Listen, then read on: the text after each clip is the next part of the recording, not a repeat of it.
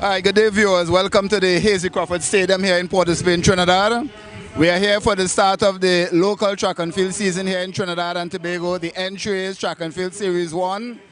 And I'm Clayton Clark, but more importantly, I'm here with Ayana Hutchinson Brito.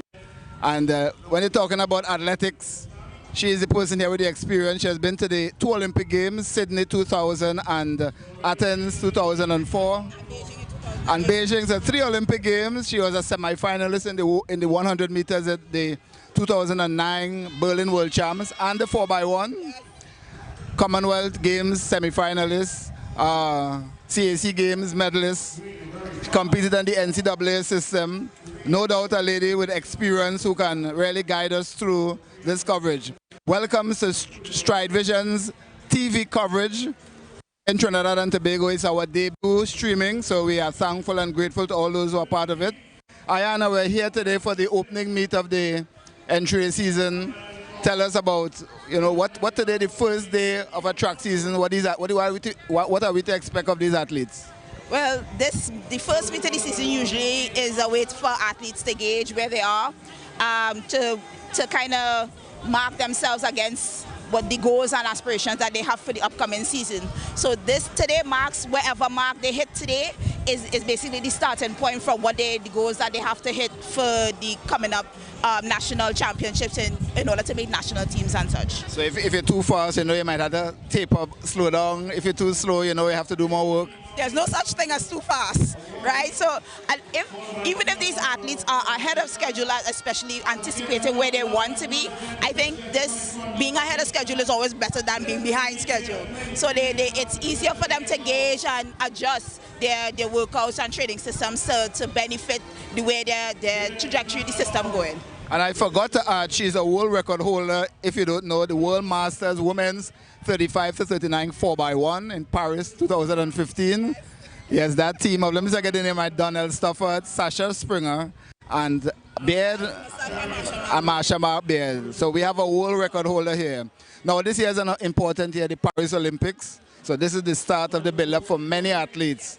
So tell us about how critical this year is, being the Olympic year. Yeah, this year obviously is a very important year, especially when a lot of athletes gauge their seasons at 2 and 3 year intervals. So when you have a World Championships and then followed by an Olympic year, it basically allows you to train with those big meets in mind. So a lot of athletes would try their best to perform at a level that they know that they can make these national teams, whether it's on a junior level or a senior level or even Olympic level. And this lady has been to 3 Olympics and the World Champs, so she can tell you a thing or two. Now, line up today, we have some of the events taking place. We had the hurdles completed. The 1500 meters is taking place.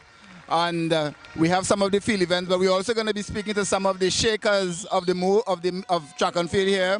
The president of the Local Track and Field Association, George Commission, look out for that. The president of the Secondary Schools Track and Field Association, Joseph Brewster, look out for that. And president of the Trinidad and Tobago Association of Masters Athletes, look out for that. It's the Entries Track and Field Series 1 here at the Hazy Crawford Stadium, and you're viewing us on Stride Vision TV. So we have now the start of the under 20 and a combination of the other.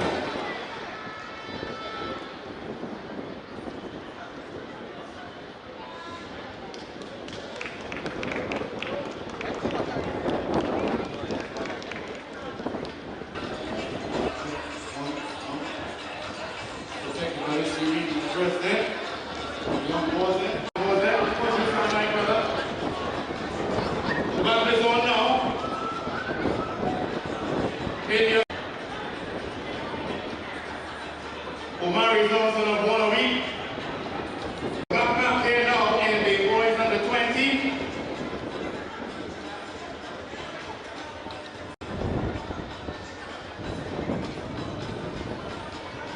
Yeah, come on, let's go. Omar is also from 1 a week.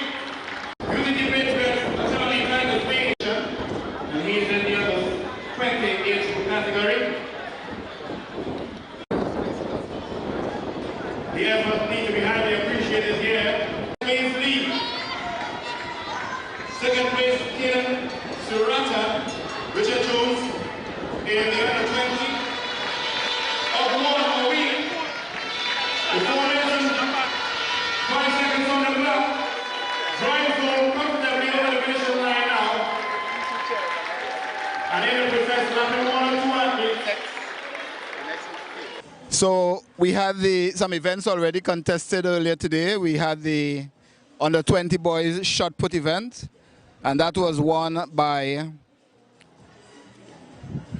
Mr.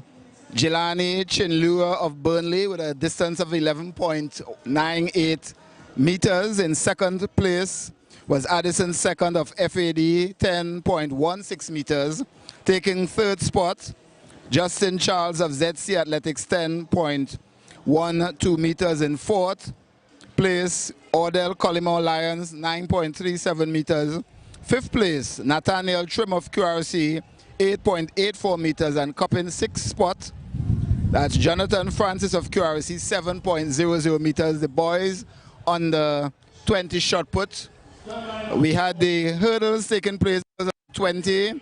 Key West Gomez of IG Fast Lane. She was the winner, 15.40 meters, and she represented TNT at the Caribbean Games last year in the Bahamas. And we have the 1500 meters race taking place as we speak. And the under starters orders on the 20 boys. And looks to be a big field, 13 athletes in the race. The lineup: Zachary Lacray of Abilene Wildcat, Shane Bissoon unattached, Obadiah Williams, Abilene Wildcat, Caleb John, Point 14 New Jets, Tafari Waldron, the 2023 Carifta champion in the 5,000 meters. He is supposed to be in that race. We're not seeing him, so we'll give you an update on that.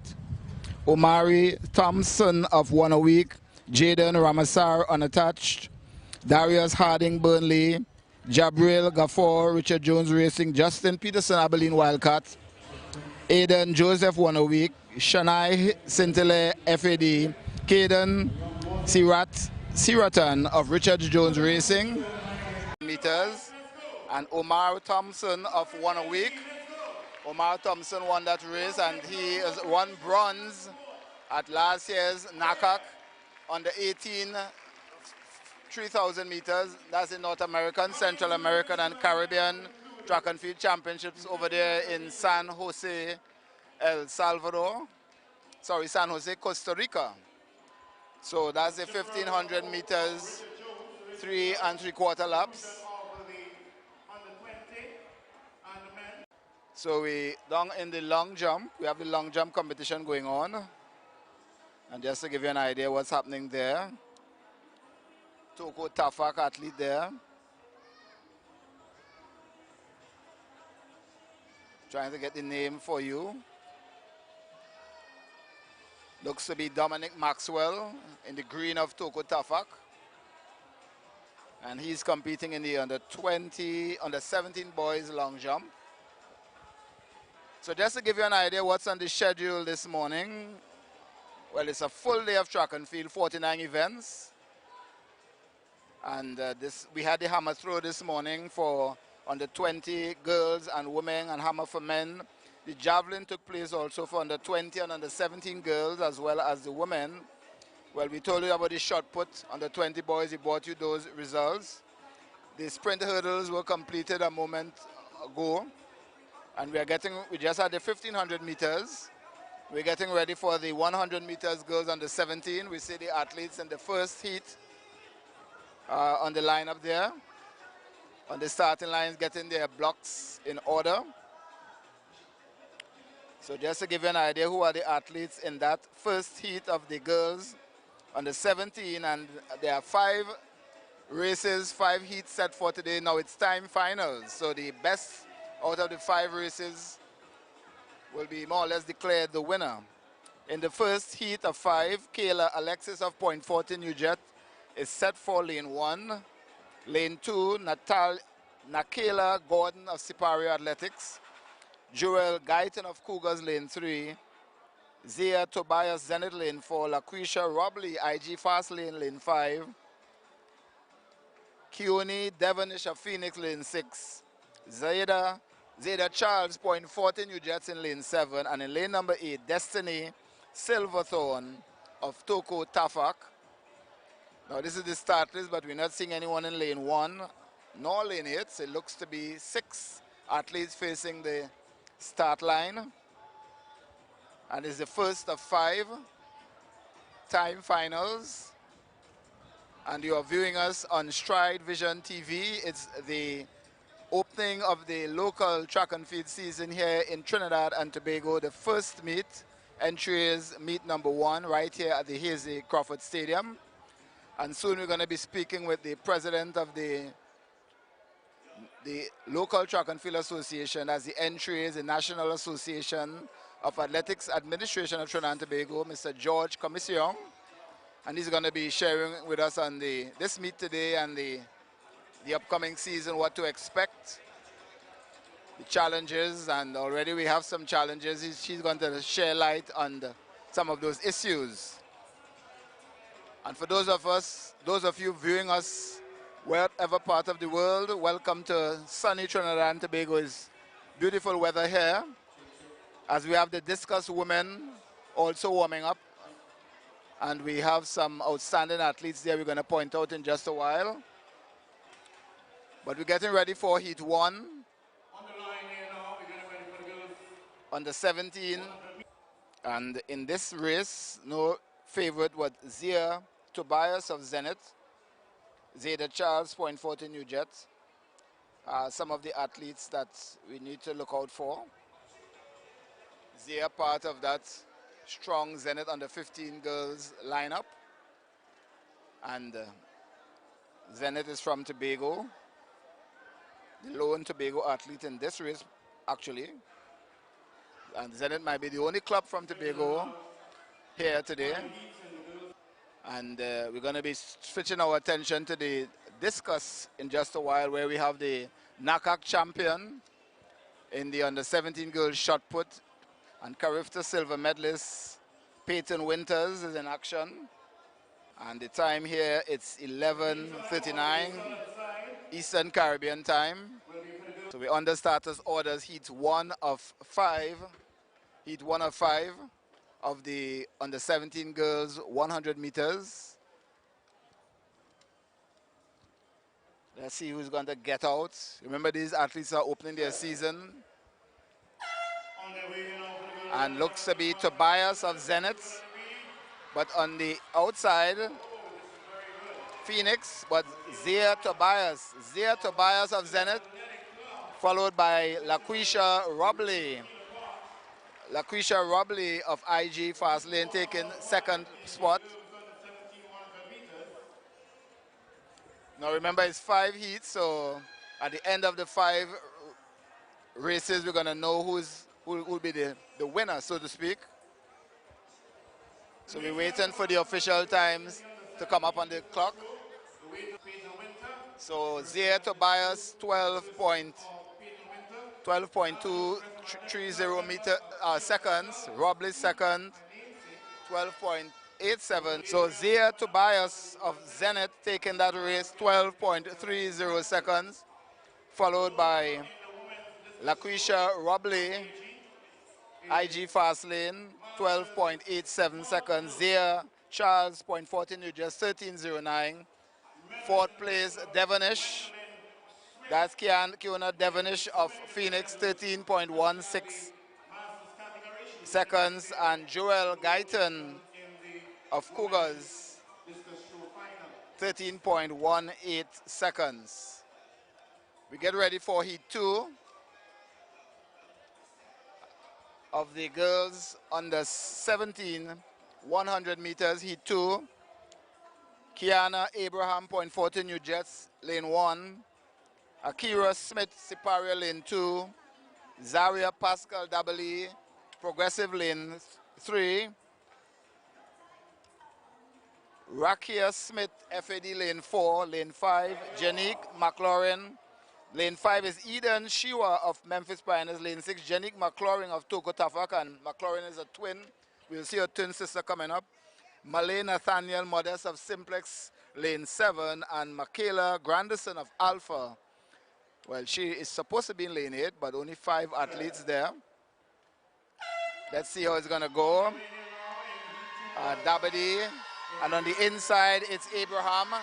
But Memphis Pioneers, Shiwa, Eden Shiwa is going to run away with this one. Eden Shiwa of Memphis Pioneers capturing the Heat 2 or Section 2 of the girls under 17. And the Memphis fans are expressing their approval of that run and are proud. Eden is beaming with confidence, 13.30 seconds.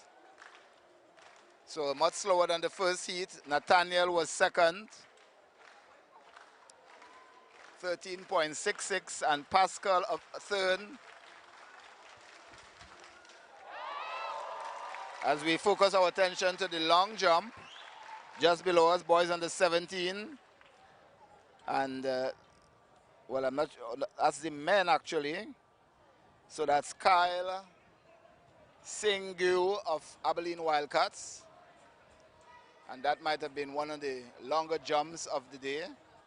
And the yellow and blue of Abilene Wildcats, and they are celebrating 60 years of existence last year, August, based in Arima. We have a busy day because we have the long jump going on, the 100 meters and the discus on the eastern side of the track. So let's look at the lineup for Section 3 of the girls under 17, 100 meters. Lane 1, Akili Kodre, MAP. Destiny Bartholomew of Point 40, New Jersey, lane 2. Ayola Alfred, 1 a week, lane 3. Kea Hyson, FAD, lane 4. Janaya McLaurin of Toko Tafak, and her twin sister was in the heat before. We're not seeing her there, so I don't know if she opted out of the race. Lane 6, Shalisa Samuel, Point 40, New Jersey, lane 7. Abigail Williams of Southern Athletics, and lane number 8, Kizia Roy Husbands of Cougars. And the 5 athletes are lanes 5, 6, and 7 opted not to start. But wherever there's a Cougars athlete in any race, we should look to, the focus is on Cougars, athletes known for producing juvenile sprinters. 5 girls under 17, 100 meters, and they're off. Let's see, it's 1 a week. That's Adiola Alfred. But FAD Hyson is running away with this one with Kodre on the inside. That's Kaya Hyson of FAD is going to take heat number 3 of 5 of the girls under 17, 100 meters here at the Entries Track and Field Series 1 at the Hazy Crawford Stadium. And you're viewing us on Stride Vision TV.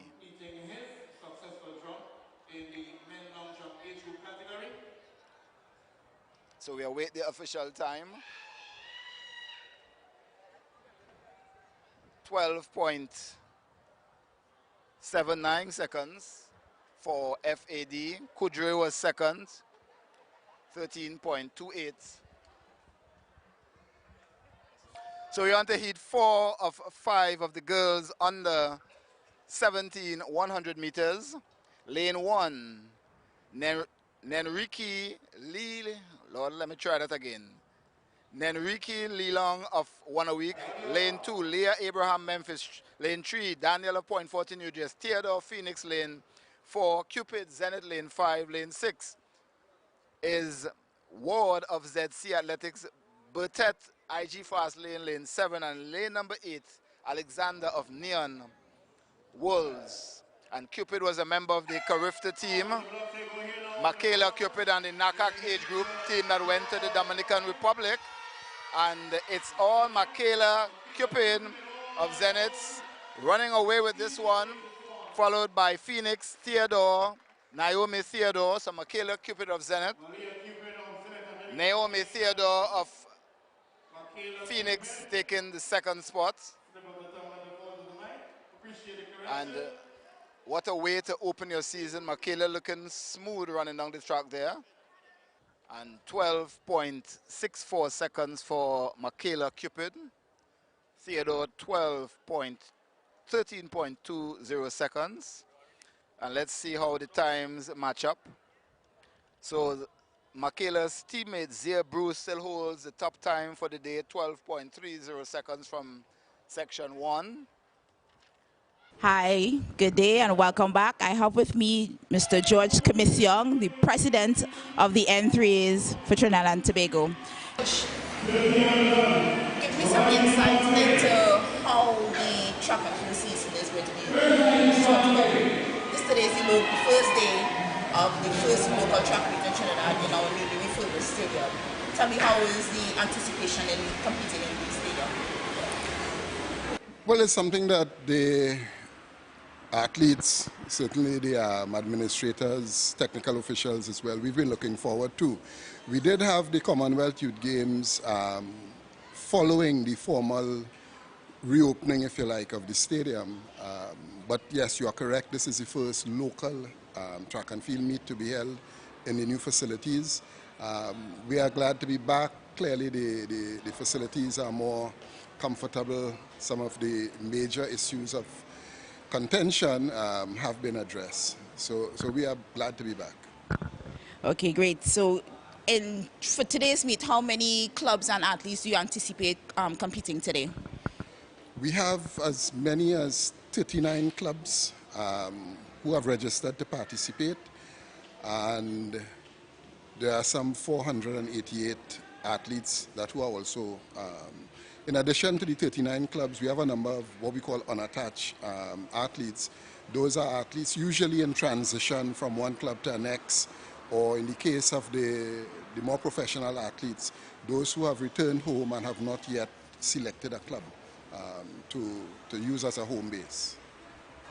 Okay, so even before this season has begun, there was an issue of you informed the clubs and the athletes that the stadium, both Hazley Crawford and the Dwight York Stadium, was going to be decertified at December 31st, 2023, which means any performances that the athletes may have done, or will have done for this year, 2024, will not be recognized by the World Athletics Association. What is the plan to help these athletes in terms of making national teams and trying to get to the Olympics this year? When it was brought to our attention, we would have met with the sport company, Sport TT, and we had a meeting to discuss it. The issue was addressed.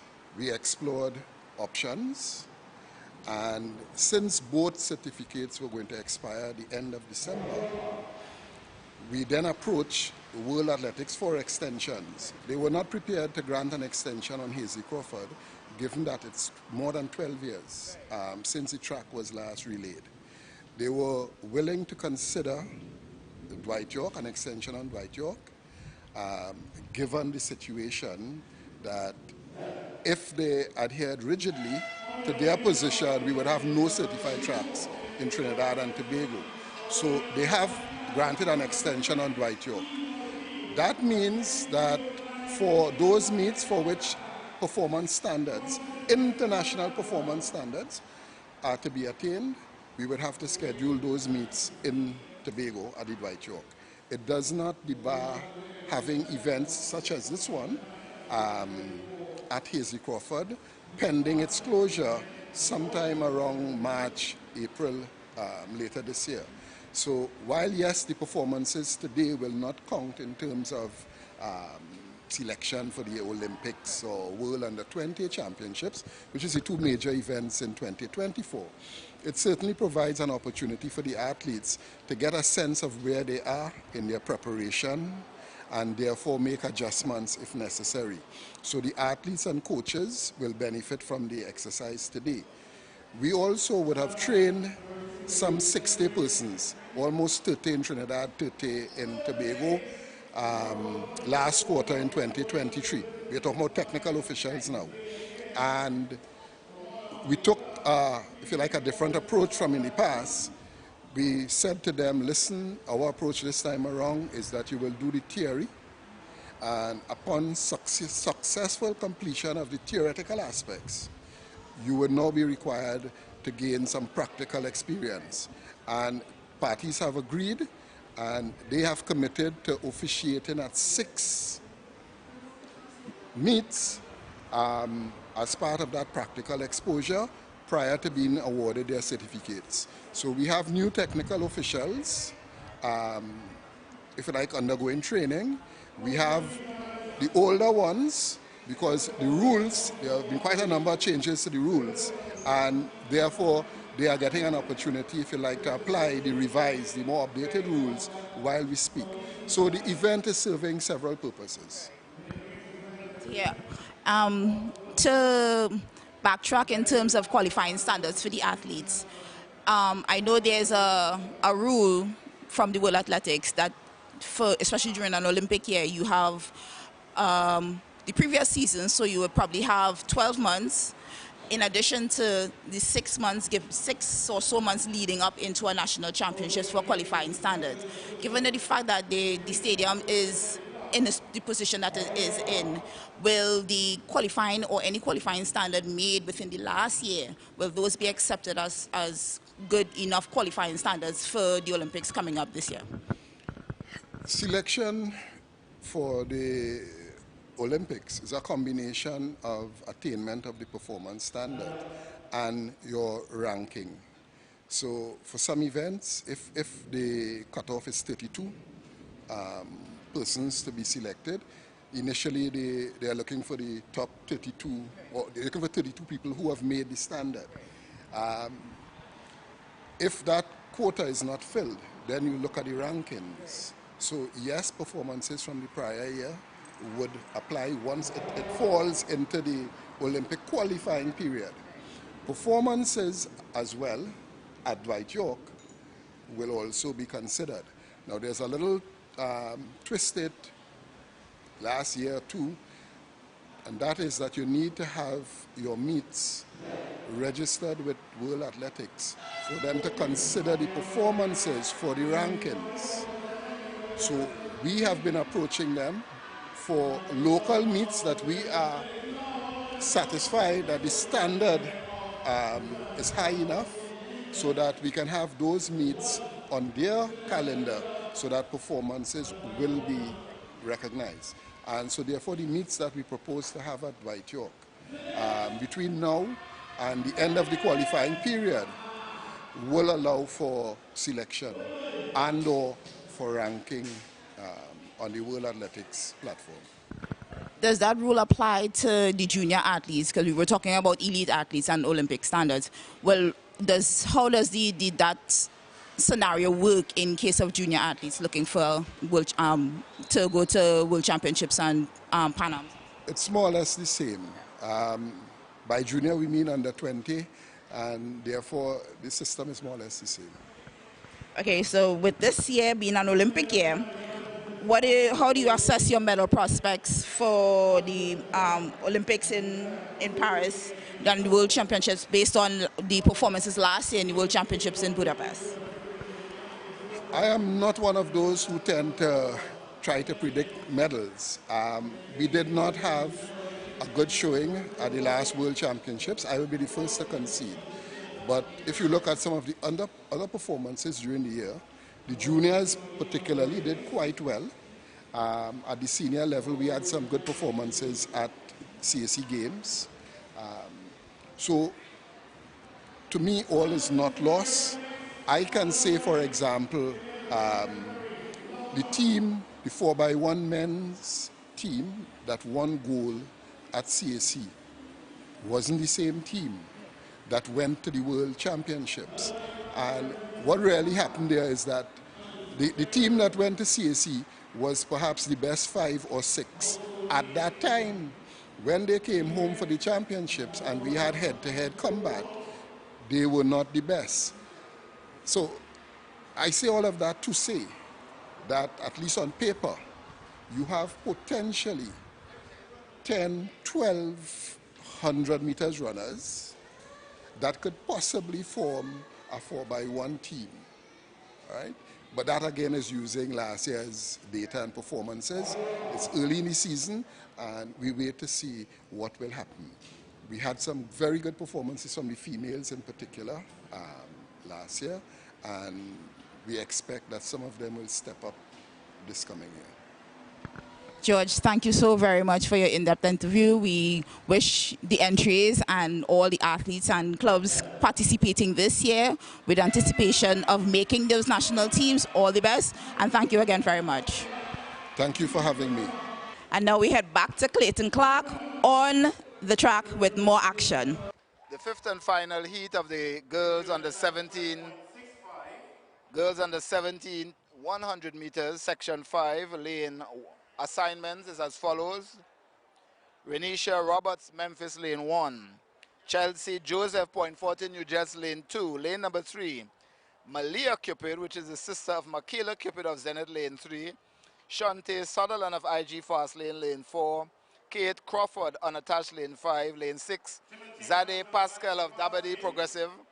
Lane number 7, Ikenika Fad, Ikenika Lewis of FAD, I hope I got that correct. Ikenika and Nevia Young of Point 14 New Jet will start in lane number 8, section 5 of the girls under 17, 100 meters. And we have the long jump taking place just below us there, trying to get the uniform of that athlete. So he looks to be Neon Wolf. Neon, that looks like Omari Brown of Neon Wolves.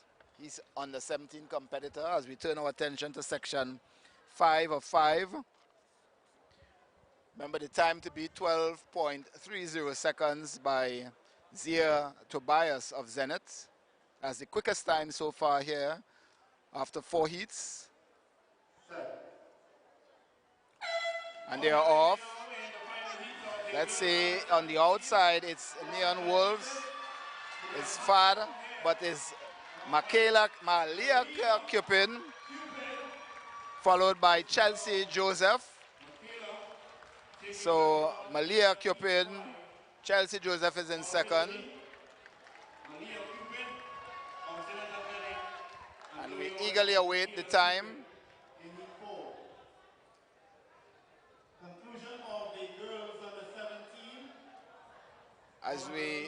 As we focus our attention into the discus circle at the moment, it's our World Masters champion Gwendolyn Smith, multiple World Masters champion, and she is 60 plus, believe it or not, and she's competing against her younger rival. She was in the hammer and the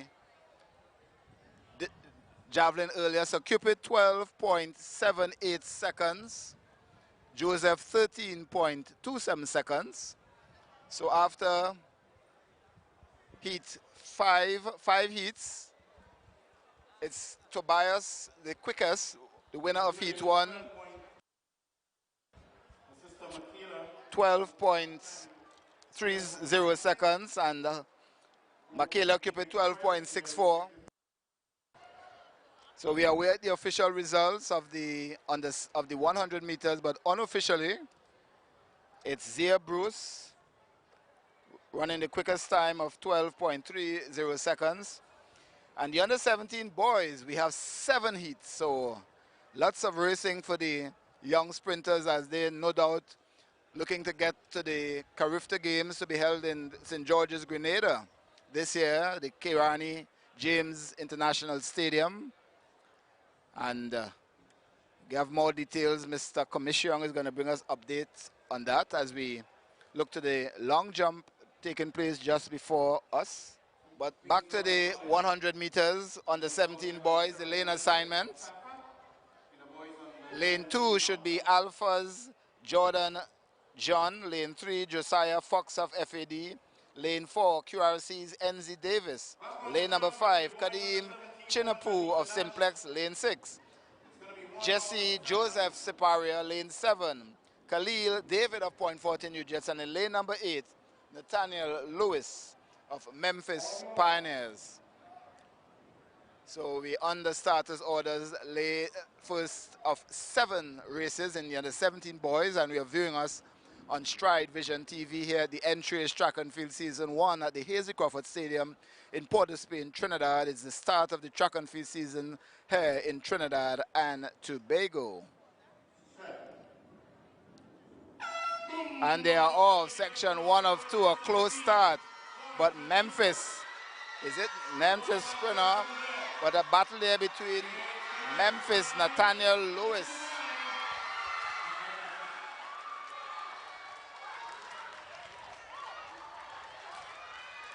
And we're trying to, just want to confirm the name for you. Might have been a slight change in the start list, but no doubt about the winner. Actually, there are 2 Memphis Pioneers at least in that race, so we need to get it clear. So Devon Grant of Memphis Pioneers, the winner in 12.20 seconds. And in second place, Josiah Fox of FAD, 12.34 seconds. As we get ready for section 2 of 7.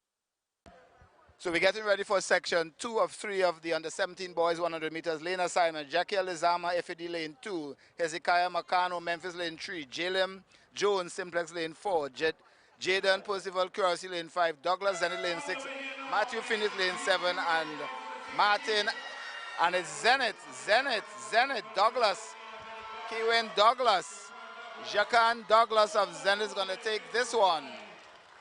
A strong-looking Jaquin Douglas, all powerful. Let's see the time, and we await the time in that race.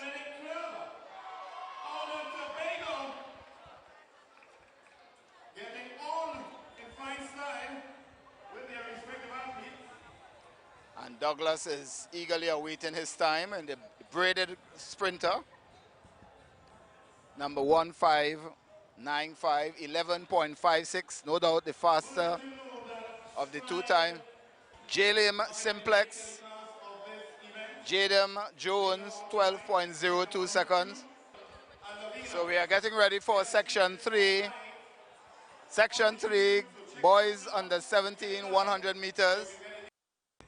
So we're getting ready for section 3 of 7, boys under 17, 100 meters. Lane 1, Jeremiah Nicholas of Memphis, lane 2. Isaiah Francis Simplex, lane 2. Israel Makano, QRC, lane 3. Lane 4, Timothy Hamilton, IG Fast Lane. Lane number 5, Tyreek Nelson, Phoenix. Lane 6, Dejon Alexander, Point 40, New Jets. And in lane number 8, Amadeus Ferguson of Zenith. In the lane number 8, section 3 of 7 of the boys under 17. 100 meters. Here the entry is meet number 1, the first meet of the local season, and you're viewing us on Stride Vision TV. And let's see out this one. Simplex athletes Francis, and this IG Fast Lane Hamilton. Hamilton is running away with this one. Timothy Hamilton of IG Fast Lane, and it looks to be Simplex on the inside may have gotten the second spot, but no doubt about the winner. No doubt about the winner, clad in black. We saw them in the long jump earlier today. The prominent black of IG Fast Lane, as Mr. Hamilton showing a clean pair of heels to his competitors. 11.64 seconds. For Hamilton in second place, that's in section 3. Ferguson out there in lane number 8 was second. And remember it's 7 heats, so winning your heat, Francis was third on the inside, 12.17 seconds. And it's the culmination of the 7 heats going to determine who is quickest on the day. But so far, it's Jaquan Douglas of Zenith, after 3 races, is the quickest. As we get ready for section 4 of 5, and the lane assignments from the outside: Kyle Manswell of Simplex, lane number 8. Lane number 7, Jaden Valentine, FAD, lane number 6. Jabez Springer, QRC, lane number 5. Josiah Prince of Memphis Pioneers, lane number 4. Axel Johnson of Point 40 New Jets, lane number 3. Elijah Melville of IG Fast Lane, and in lane number 2, from Phoenix Athletics, Nadeem Williams. And that's your lineup for section 4 of 7 of the boys under 17, 100 meters. As the action continues with the long jump, and the discus on the far side. So just to give you an update in just a while. And the understarters orders. As we look into the discus circle, let's see who is the competitor there from Dabadi Progressive in the discus women. So we're going to get back to the discus in a while, but the focus is on section 4 of the girls under 17 100, the boys under 17 100 meters, I beg your pardon. And it's the heavy breeze picking up here. Let's see section 4 on the outside from Simplex, Kyle Manswell of Simplex, and he's pumping away, driving those arms and puffing as he crosses the line smoothly. Kyle Manswell. And quite honestly, I don't know who came second.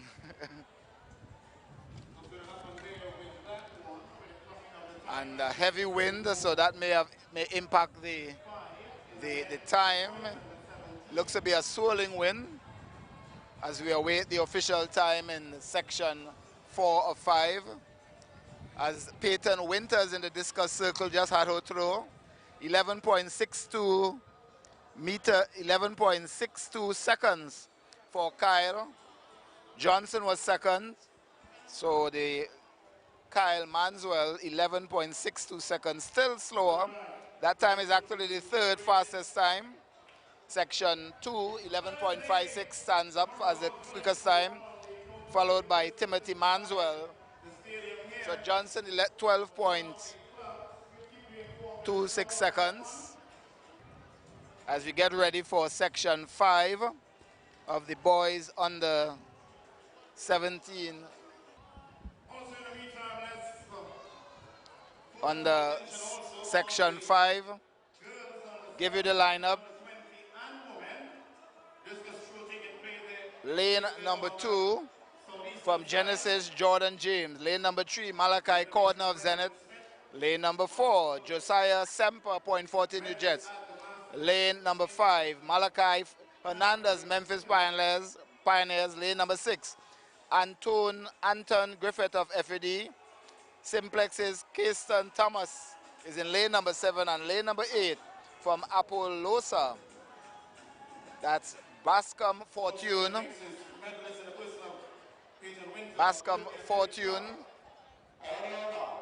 So that's section 5 out of 7 of the boys under 17 100 meters, as showing Marshall has his attempt in the long jump. The veteran athlete, the masters athlete in that event. And Marshall is 60, or going to be 60 this year. Looks rather youthful. It's busy here today as we have long jump taking place as well as discus, and Adriana Kwamina and her sister Sophia Kwamina both in action. Adriana in the under 20 boys, under 20 girls, and Sophia in the under 17 girls. As we have section 3 of 5. Again, picking up here, blowing our faces, so it might be a tailwind, a pushing tailwind. And Malachi Cordner of Zenith, followed by Josiah Semper. So Zenith sprints away with this one, Malachi Cordner. As somebody's soling may have come off. So Malachi Cordner of Zenith.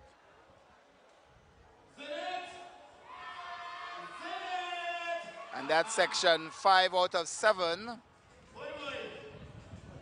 And the one Tobago club here, and showing their colors already. And 11.02 seconds from Malachi Cordner. So the fastest of the day, and Semper is now the second fastest. 11.41 seconds for Semper. That's Josiah Semper of .14 New Jets.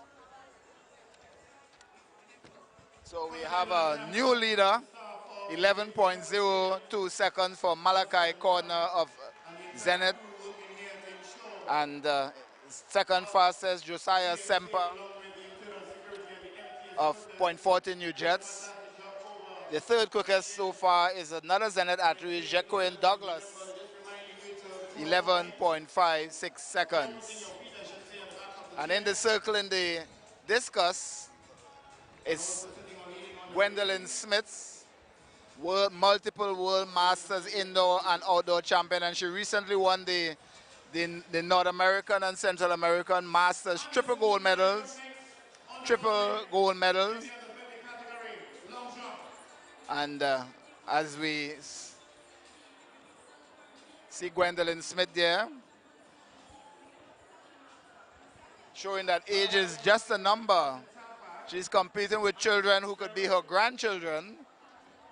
As we see Anderson Sobero over there in the long jump, just waiting to see his official distance. He has a multi-athlete, does both long jump and triple and pole vault out of Sandy Grande, competing for Toko Tafak. As we get ready for section 6 of 7 of the boys under 17, 100 meters, lane assignment, Jalen Eccles, Appaloosa, lane 2, Cameron Powell, Phoenix, lane 3, lane 4, Micah Bain, Memphis, lane 5, Daniel Jones, Simplex, lane 6, Jeremiah Nathan, WD Progressive, lane 7, Jonas Guyton of Cougars, and in lane number 8, Ishmael Evangelist of Cheetahs. Well, he's supposed to be in lane 8. He did not show for that race, but we have 6 athletes on the start line, lanes 3 to 6. Let's see, and a quick start there from Jonas Jones but Phoenix, Cameron Powell of Phoenix, running away with this one. Guyton on the outside, but Cameron Powell, Phoenix, the red and white of Phoenix, running away with this one. So 11 points, another quick time there by Powell, and Powell is now in second spot. Guyton was second in 11.60 seconds. So Cordner remains the leader, 11.02, but now Cameron Powell of Phoenix is in second with 11.03 seconds, followed by Josiah Semper of Point 14 New Jets in third. So that's your top 3 with one more heat to go in out of 7, 6 out of 7 completed, and that's in the under 17 boys 100 meters.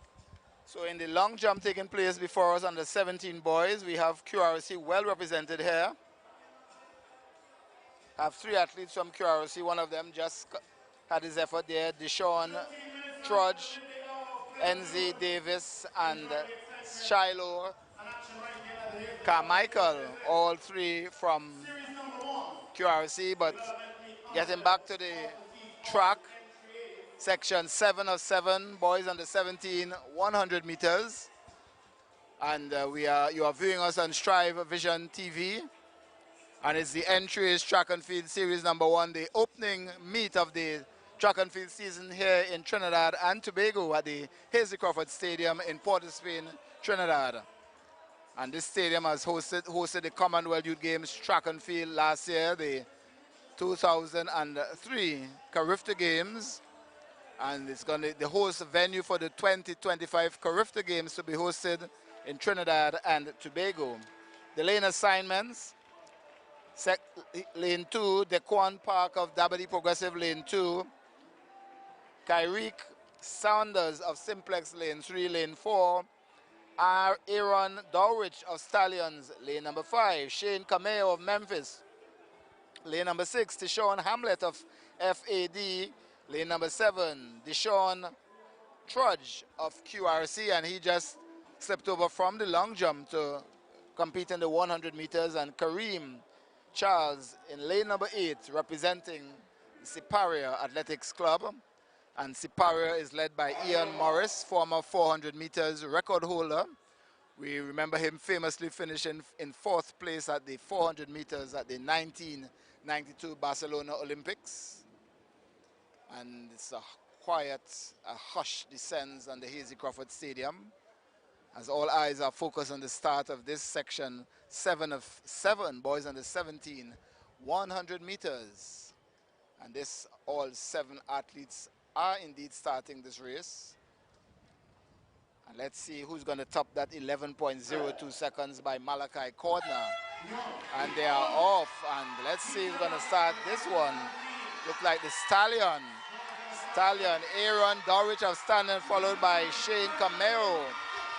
Followed by Shane Cameo of Memphis Pioneer. And let's see the time on this one.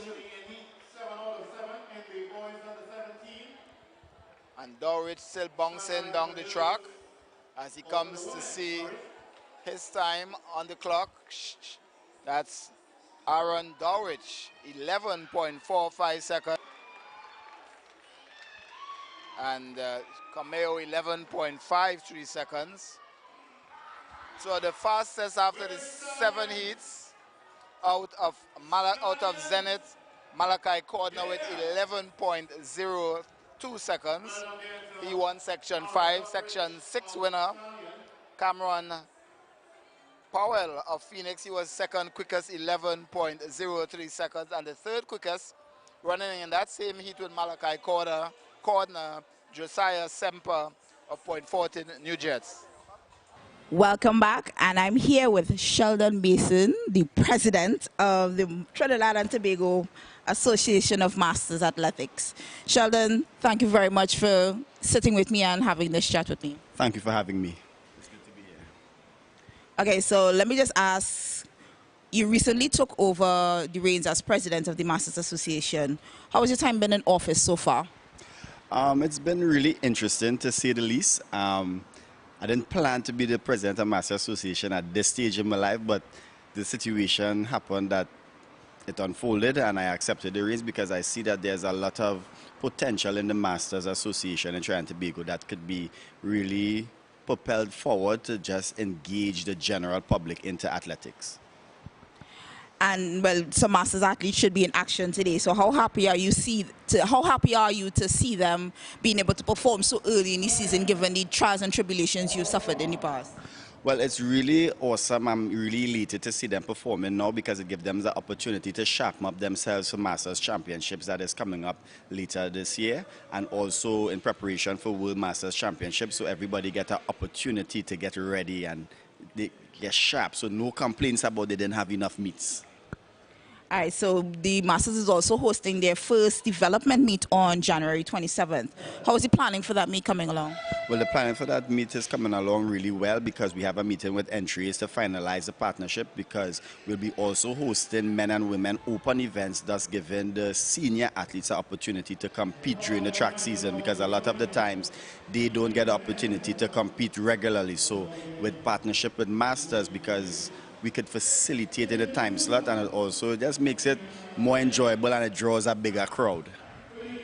All right, so I'm also a part of this Association of Masters Athletes, and we have been representing the country with honor and distinction in regional and international meets for many years. How proud are you of the achievements that these athletes have done so far? Well, I am very proud of them because they would have paved the way for me to be in the Masters Association, because I remember competing as under 20 and men open, and I was training alongside a lot of them, and now to become and be president of the association is really interesting. As you age up, it just shows how life is a circle, and you know, once you're a baby and then you're a big person, and I'm really proud to see them, and this opportunity here is a way for us to show them more in the light on a national level, because it's national duty that they're doing and they should be recognized a little bit more than what they are now.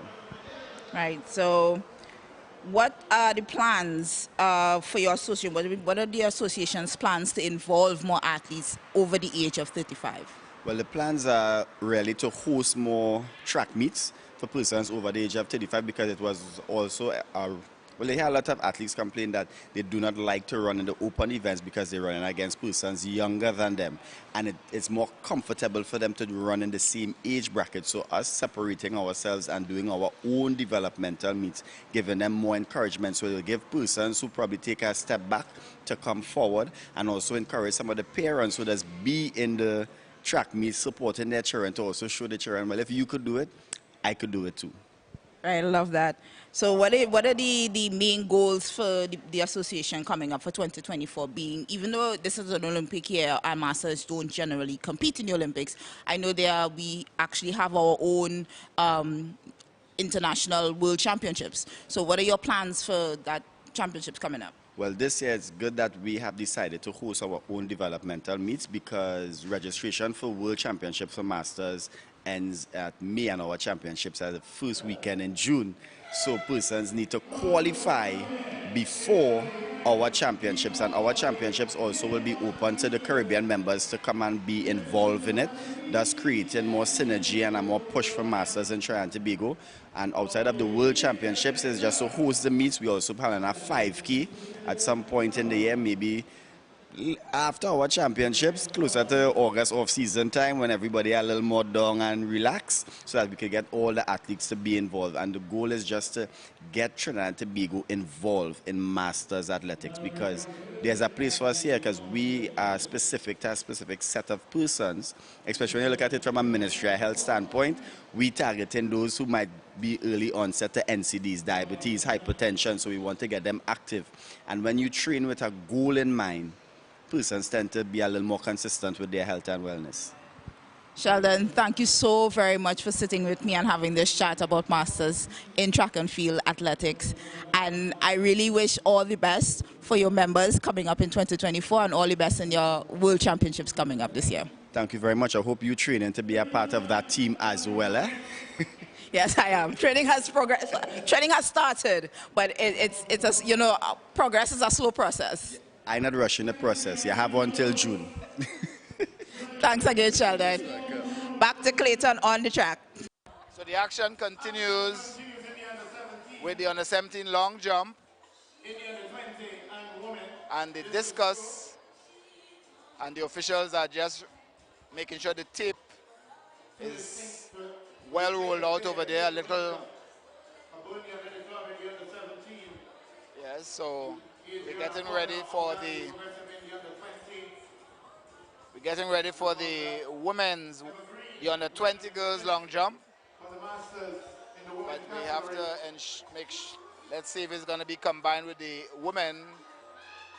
We await and we'll see. And thank you for viewing us. It's the Entries Track and Field Series #1 here at the Hazy Crawford Stadium in Port of Spain, Trinidad, and you're viewing us on Stride Vision TV. This event took place earlier today, so this is a delayed broadcast. Earlier today at the Hazy Crawford Stadium. And the season continues next weekend in Tobago with the Mercury's Athletic Club with their meets.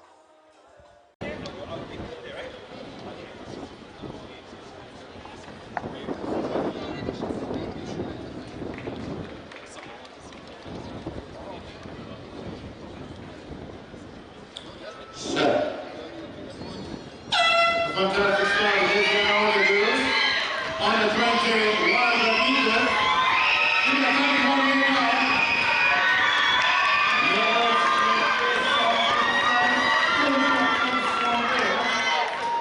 The Memphis under IG Constantine.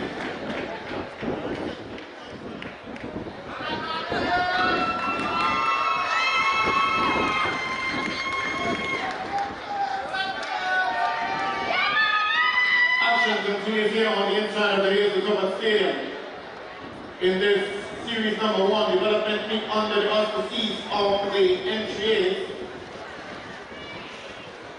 Melville taking that one at 12.97. And that's again a Melville for IG Parsley. IG! Yes, IG! You're on the fast lane.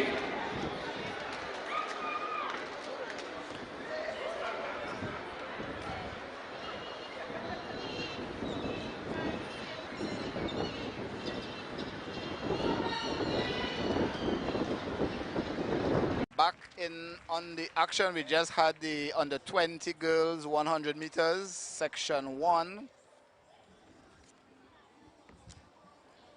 And getting ready for section 2.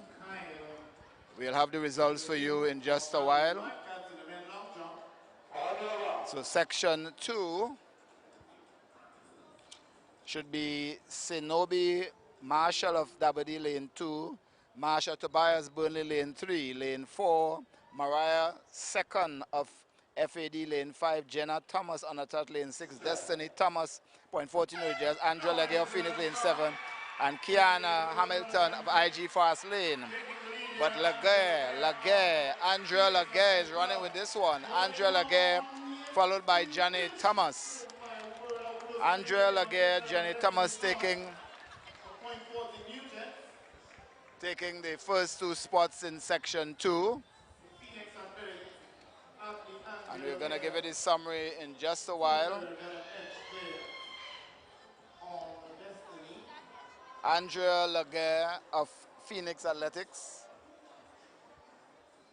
as we await the official time, 12.40 seconds. Thomas, 12.47 seconds. And that is one of the closer races we have seen so far today. Second was third. That's Mariah Second in 12.71 seconds. So that's section 2. Section 2. We have 4 sections in this race, so section 3 comes up next.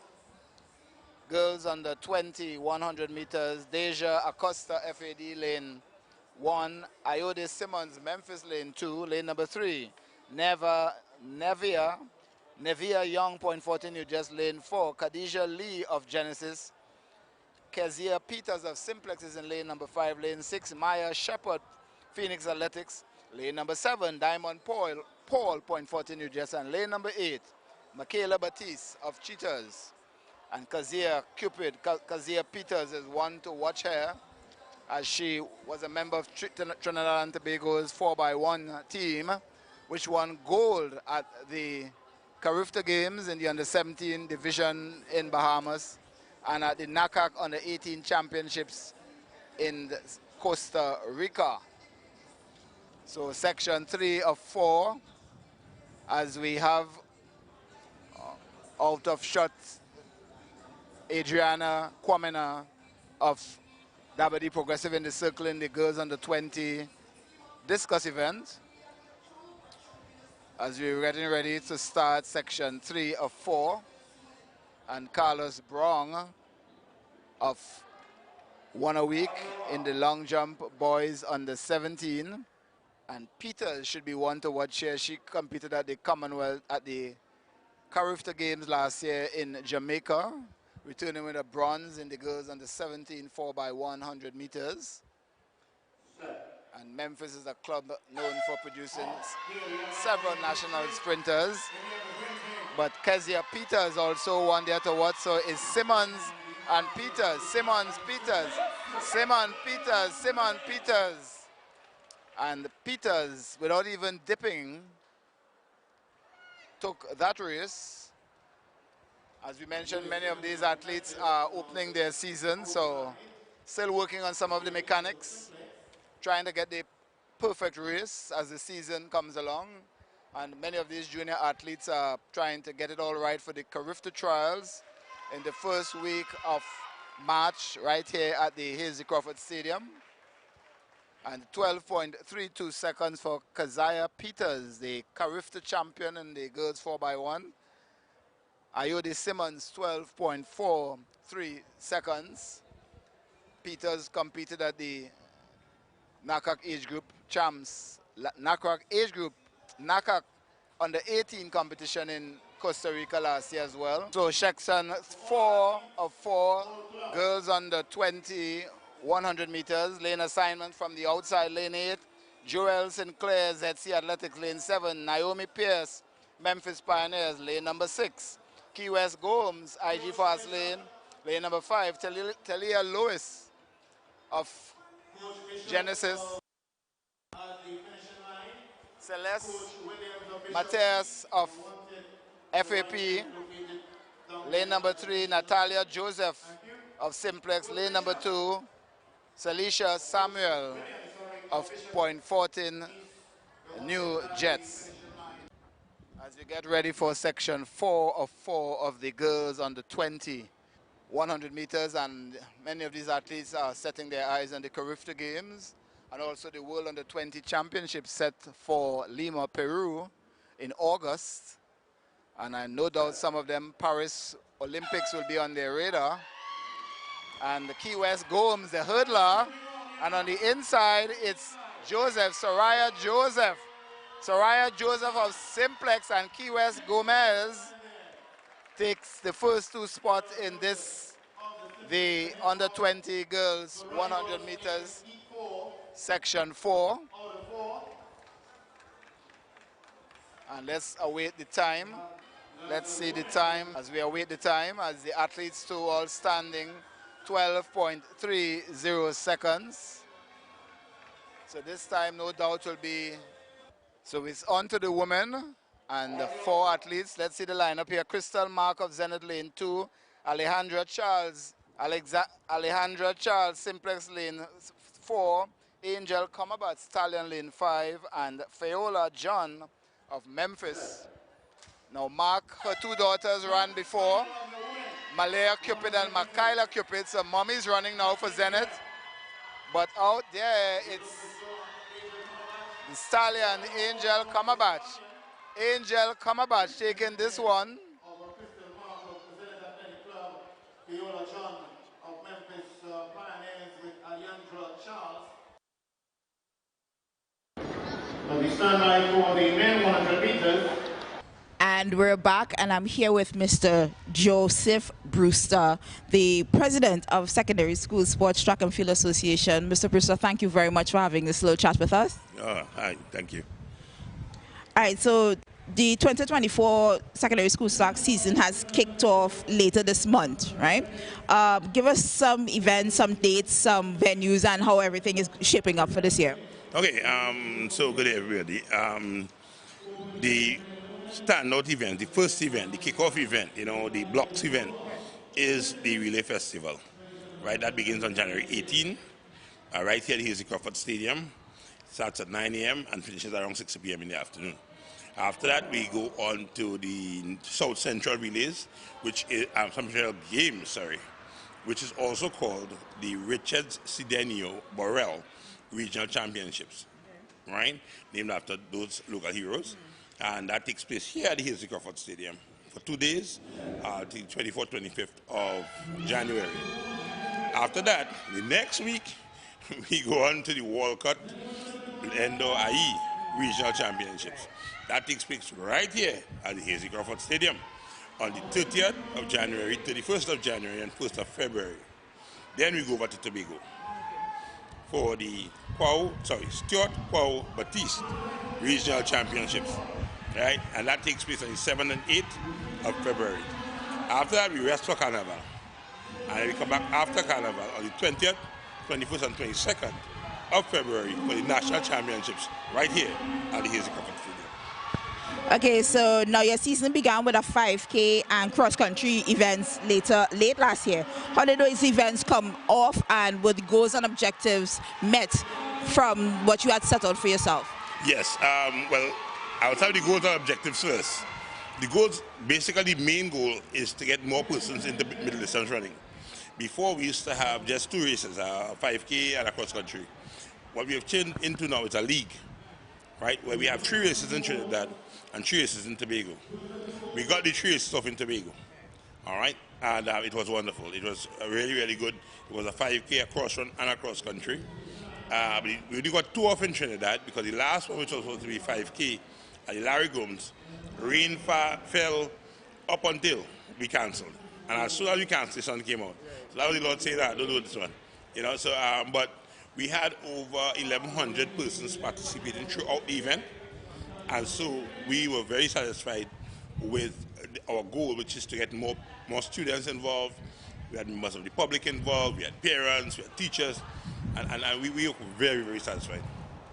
Very nice. With the regional championships it's coming off very early, you said early February. With all the how is these schools selecting athletes to compete at these regional events, given the fact that many of schools may not have hosted their own sporting events to choose their teams at that point? Well, I guess like my school, we don't have our sports day comes after the event, right? So what we do a screening event where we have the students go out into the savannah and they do coaching pieces. We know some of them are already on the track team, so we know what they are capable of, but we still pit them against other students, and sometimes we get a surprise here and there. Many schools are doing some of the same. Some schools are having their sports days, but mainly it's like a screening event. It's more traditional for Tobago schools to have sports days, so but they're lucky because their regional games is the 7th and 8th of February. You know, those of us in Trinidad, we not so lucky. We are school open pace, you know, so we have to do selection events. You mentioned that your national championships will be held later after what? After Carnival. Now, I'm not sure if you're aware, but the stadium itself will be undergoing repairs with the relaying of the track. Right. Does that mean that you will have to shift your focus from here to having your games in Tobago? No. Luckily, we fall into the period where the stadium is still open. Okay. Right? We've been to Tobago. The last 2 championships was in Tobago, you know, last year and right before COVID. We were in Tobago. So Tobago has been having a good time. I mean, and if you ask them, they would want it back, you know, because they love it, right? But we need to bring it back to Trinidad for the schools here to be a little comfortable too, because, I mean, let me not say that, because schools here love to go to Tobago, you know, so that's home. It's a little bit easier for me, you know, on the body, right, and the committee, and we give the Tobago students an opportunity to travel across, yeah. So in 2024, you were part of a delegation that the Ministry of Education and Sports and Community Development visited Jamaica to observe how their school system, their track and field system is operating. What were the takeaways from that trip, and has your association implemented any of the methods that you've discovered being used in Jamaica? Well, one of the main takeaways from that, I mean, we are closer to Jamaica than we think, you know, in terms of the way we do things. One of the main takeaways from that is how the coaching structure works in schools. They have no club system for their junior athletes. We have a very strong club system in Trinidad. So what we have to do is to try to gel that, mix that, you know, pick out something that will work for us. I've been looking at other Caribbean countries and how they work, or some of them have club systems too. But even with them, they're not as established as us. We have a lot more clubs in Trinidad and Tobago. Some other takeaways is that the level they start at the ECCE, yes, preschool level, right? It's crazy when you see those little children running and doing their thing, right? We don't go that far down. So, you know, the GC Foster came here, you know, in August, and we had a seminar with them for 2 weeks as well. And we looked at that, and I mean, we are now starting to model certain things. And our Sporty, he has been tasked with that work, and we are there, and we will support them as much as we can. Okay, great. So how would you assess the running of secondary schools for track and field under your stewardship as president? What were the highs, what were the lows, how things going so far? That's difficult to do. Yeah, you asked me to blow my own trumpet. If that is the case and you think you're doing a good job and your work actually speaks for itself, then I don't see the problem with that. So let me know. Yeah, well then sometimes the trumpet squeaks, you know. All right, so it's a lot of hard work. It's a lot of hard work. The change in secondary school didn't start with me. You know, it started at a number of presidents coming down the road. One notable one is one who was before me, which is Dr. Philip Allard. And under him, we went from the zonal system to the school system we have now. Under him, we had the website established, songs established, and so on. So it was easy for me to work after him, with him as a consultant, right? There are some changes that came when I came in.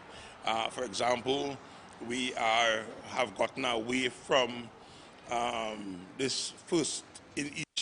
Well, no, we have gotten away from the zonal system, where we had 8 zones. So now we're into a regional system. And in this regional system, what is happening is that when you take part anywhere in Trinidad and Tobago, in those regionals, your performance is put into the national pool, and the best is put out, right?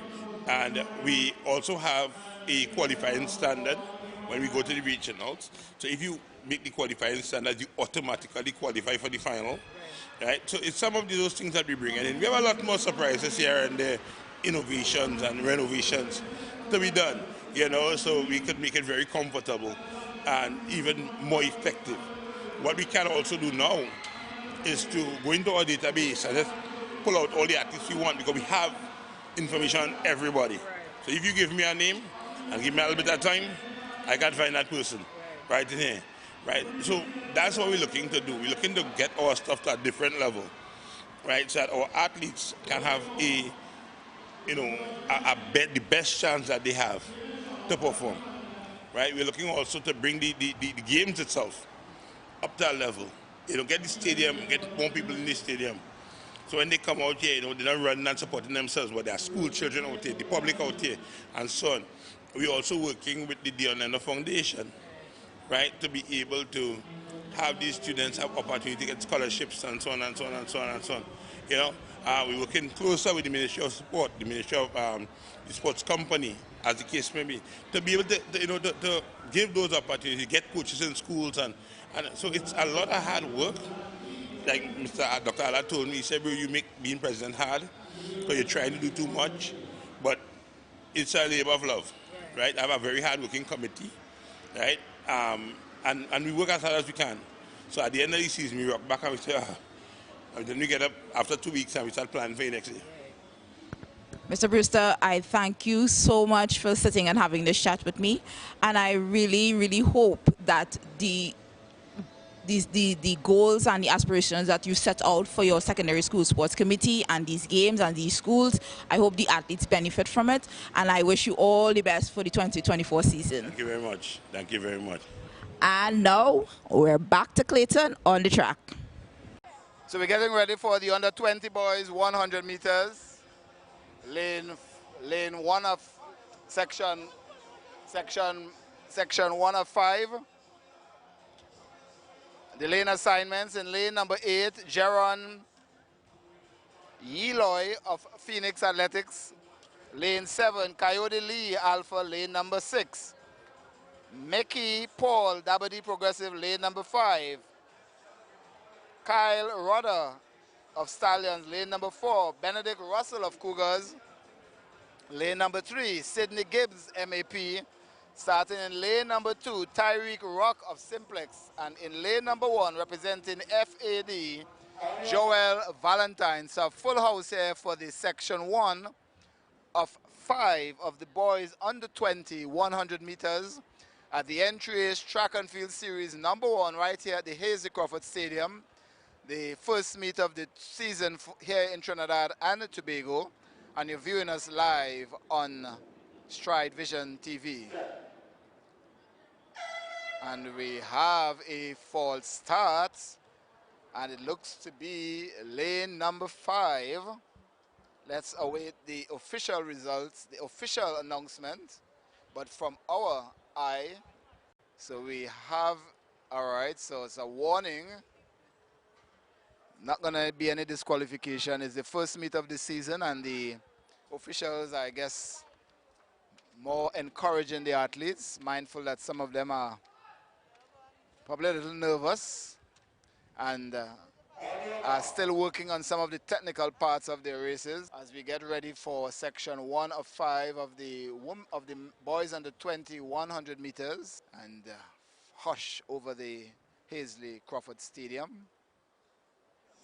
Full house, and they are off. Let's see who's gonna take this one. It's lane number 8. Belroy, but on the inside, it's Gibbs. Gibbs followed by Russell. Sidney Gibbs, MAP, and Benedict Russell of Cougars taking the first 2 spots. A smooth run there, 11:02. As we trying to get some official results for you. As we switch over to the discus, we have the NACAC champion, Peyton Winters. She won gold in the shot put at the NACAC on the 18 championships in Costa Rica. She also won silver at the Carifta Games in the Bahamas. She's in the circle. And she won triple gold last weekend at the Eastern Grass Challenge there in the Etihad ground. And her parents are just below us. All eyes focus on the track. And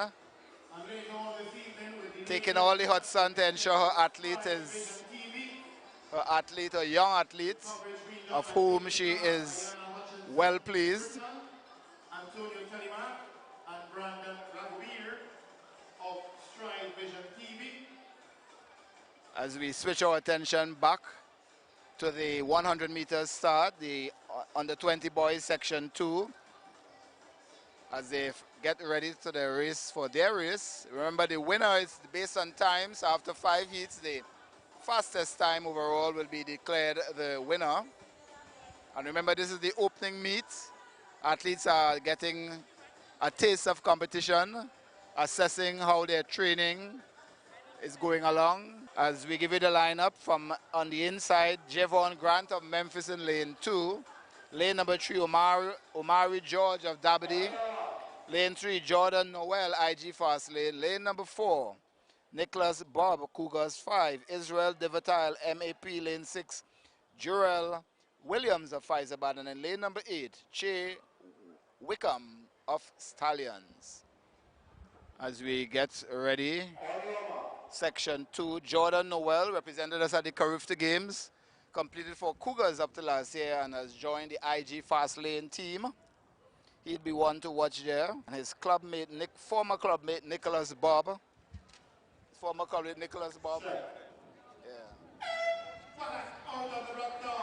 And Jordan Noel of IG Fast Lane, and it's Jordan Noel. And on the inside is Che Wickham. But no doubt about the winner. So Jordan Noel continuing his speedy ways. Different club, same speed. And as I mentioned, represented us at the Carifta Games in the Bahamas last year. So the fastest time of the day now, clocked by Jordan Noel, 10.80 seconds. The action continues in the discus circle as we get ready for section 3 of 5. Boys under 20, 100 meters, and many of these youngsters are gearing up for the Carifta trials. Some will be doing the secondary schools. Regionals on later this month, and the secondary school championships, and the World Under 20 track and field championships in Lima, Peru, on the radar of these youngsters. As we get ready for section 3 and the lane assignments, Elijah Sylvester of Simplex should be in lane number 2, Jonathan Francis of QRC lane number 3, lane 4, Mackay Davis of Memphis Pioneers. FADs, Calvin Samuel is in lane number 5. Moses Flanders of Faizabad, lane number 6. Jamal Matthews, Point Fortin, just number 7. And lane number 8, Damian Williams of Zenith Athletic Club.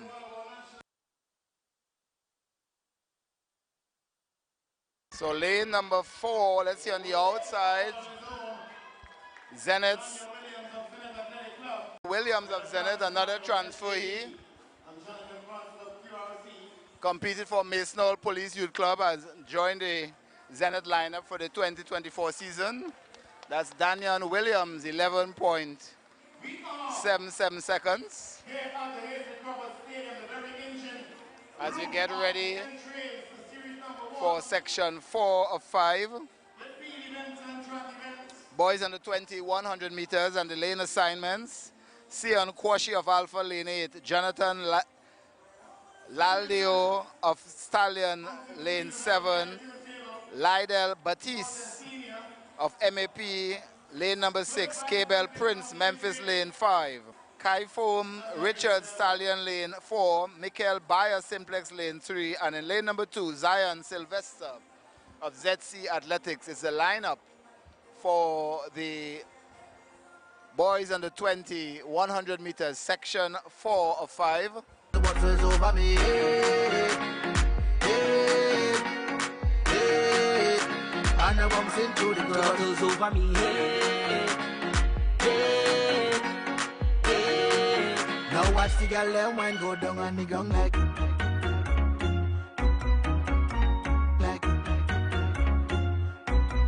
down on the ground like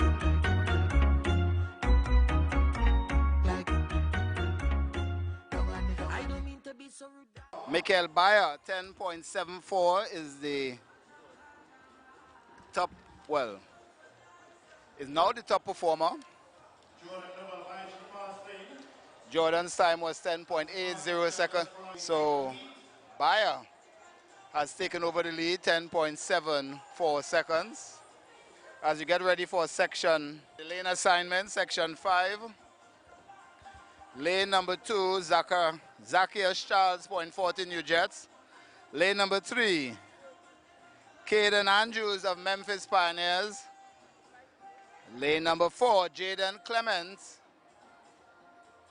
of MAP. Lane number 5, Kadeem Ryan of Cougars. Lane number 6, Tyrell Dimsoy, Faizabad. Lane 7, Kadel Coffey of Simplex Athletics. And in lane number 8, Jaheim Homer of Southern Track and Field.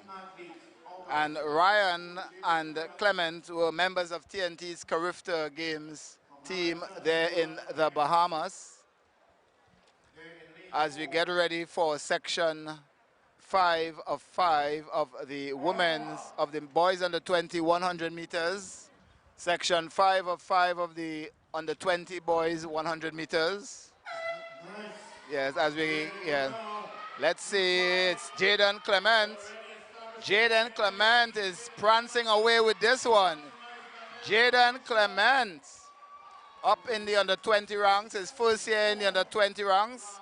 High knee lift, no doubt showing that his training is going very well. He was one of the top performers at the secondary school championships last year, winning the 100, 200, and 400 meters, 10.81 seconds. Let's see what's the official time. So third fastest time of the day actually. Charles in second place, 11.41 seconds. So the quickest time remains Michael Bayer of Simplex, who topped heat 4, the previous heat. And Jordan Noel of IG Fast Lane, 10.80, the second fastest he ran in section 2 of the 5 sections today. We have some results for you in the high jump girls under 20. Kanisha Shelbourne, OA6, cleared 1.65 meters, and she was a triple medalist at the NACAC age group championships, at the NACAC under 18 championships in San Jose, Costa Rica, and she was also a medalist at the Carifta Games in the Bahamas. She represented us at the Commonwealth Youth Games hosted right here in Trinidad and Tobago. You're viewing the Entries Track and Field Series number 1 here in Trinidad and Tobago, the opening meet of the local track and field season here, and you're viewing us on Stride Vision TV. Good start. This is start with the point for the New Jets and Simplex. Driving them into the finishing line. Getting how easy gets over the line there. Point for the New Jets Simplex.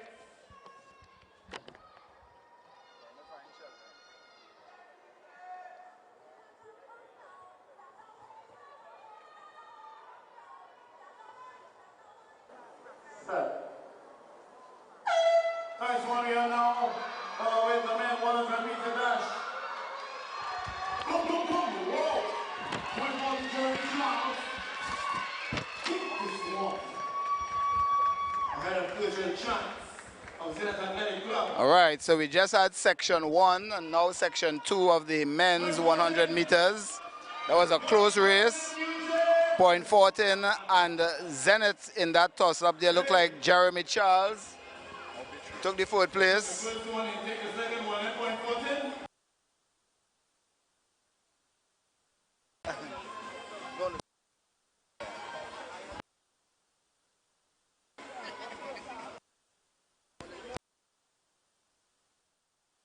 All right, so Anthony Diaz took the second heat. And Anthony Diaz, a sprinter, javelin thrower, won silver at the Carifta Games last year in Jamaica at the 2002 Carifta Games. He also represented TNT at the World Under 20 Championships out there in Cali, Colombia. So that's Anthony Diaz, Keegal Chance of Zenith second, and Jeremy Charles of Point 40 New Jersey third. We're on to section 3 of 4. Alexis of Point 40 New Jersey lane 2, Roberts UDT Patriots lane 3, Richardson FAD lane 4, Sandy Phoenix lane 5.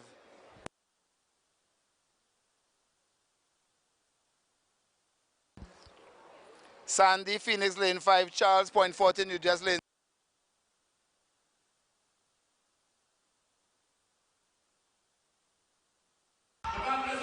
Garcia of Faizabad is in lane number 6.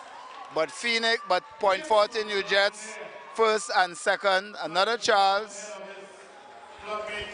So Point 40 New Jets featuring prominently in this on the men's 100 dead meters. So Cyrus Charles, Jeremy Charles won the previous race. Now Cyrus Charles, 10.71 for Cyrus Charles. 10.82 for Daneon Alexis as you get ready for section 4 of the men's 100 meters. And the lane assignments for you. Lane 2, Tyrese King, FAD. Lane 3, Naeem Nelson, Simplex. Lane 4, Christian Latouche, UDT Patriots. Lane 5, Davin Sandy of Alpha. Lane 6, Jaden D'Souza, Phoenix. Lane number 7, Matthew Graham of UDT Patriots. And lane number 8, from Stallions, Keith Marquez. Now, Jaden D'Souza is one to look at. He was on fine form last year, in his last year as an under-20 athlete. But leading up to the Carifta trials in Tobago, injury got the better of him and had to sit out the rest of the season. So Jaden D'Souza in the white and red of Phoenix, no doubt wanted to rebound in his first year in the under-20 division. In his first year in the men, after competing in the under-20 division up to last year. And you're viewing us live on Stride Vision TV. It's the Entries Track and Field Series #1 here at the Hazy Crawford Stadium, the first meet of the Trinidad and Tobago track and field season. Next weekend we head over to Tobago for the Mercury meet. And in some more results, La Queen Welsh of QRC took the girls under 17 high jump with a distance of 1.45 meters. So congratulations to her. Kanisha Shelbourne of OA6, the under 20 in 1.65 meters. As we focus our attention to the start line, section 4 of the men's 100 meters. And the sun has eased up a bit. It's overcast conditions here. And a little drip of drizzle. The sun and the rain in a battle here for supremacy in the air.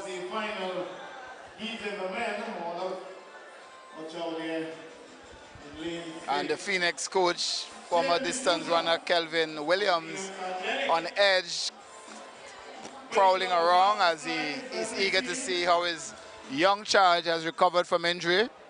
So we're under starters orders yet again for section 4 of the men's 100 meters, and lane number 6 should be the lane to watch here in this race. Jaden D'Souza, one of our top juniors from last year. Injury unfortunately ending his season prematurely, but no doubt want to rebound.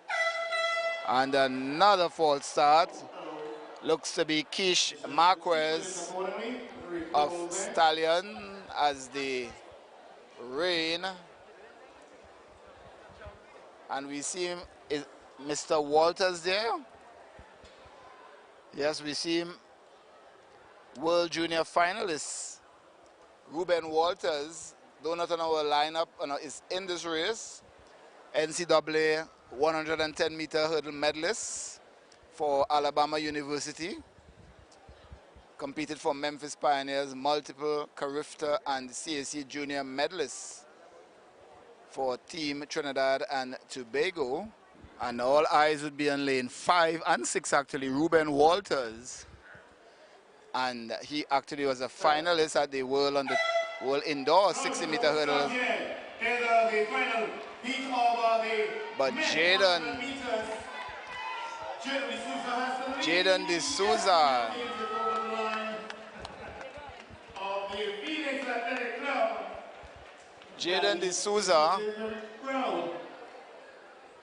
in his first year in the men's division, 10.71. Non-stop, it's onto the 400 meters. Here at the Entries Track and Field Series number 1, the first one for the season, and it's the 400 meters, 6 sections. In the girls under 17, and section 1, Quintero of Neon Wolves on the inside, Pope of Concord lane 2, Jones of Cougars lane 3, Smith FAD lane 4, Malaver Simplex lane 5, Hyson FAD lane 6, Titus Sipario lane 7, and Ned of Lions in lane number 8, and Malaver, who won gold for TNT at the NACAC Age Group Championships in NACAC under 18 champs in Costa Rica, in the bright orange spikes, the white top and orange spikes.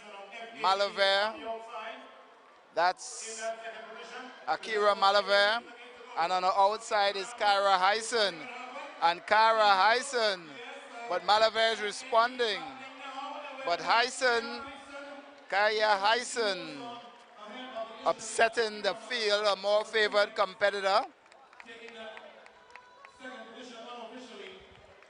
as the rest of the field comes in.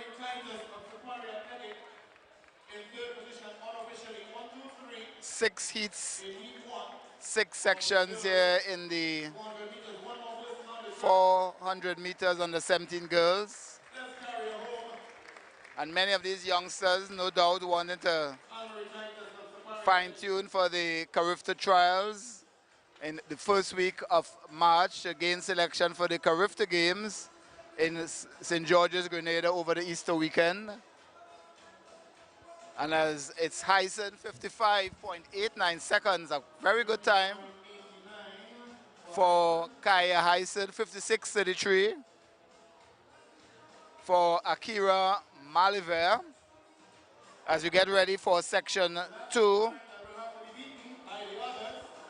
Section 2, lane assignments, lane 1, Destiny Bartholomew of Point 14, you just lane 1. All right, we want to get this straight. And there's the start now of heat 2 out of 6 in the girls. 1 lap, that's 400 meter dash. In heat 1, it was Kia Hansen of FAD in 55.89. Looking to clock a faster time now to take the lead in heat 2. We have the 1500 meter winner in the person of an equal age of 1 week in this one. A loaded field here. The Keisha Russell of the Cougars on the outside, and equal age on the inside. Let's see a minute. The Lions. And equal age of 1 week. The winner of the 1500 meter girls. On the 17 now has the lead here. Looking against the clock. Gets over the line there.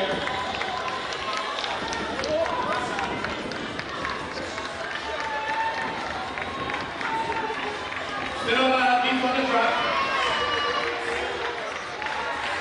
Concourse, Larissa King.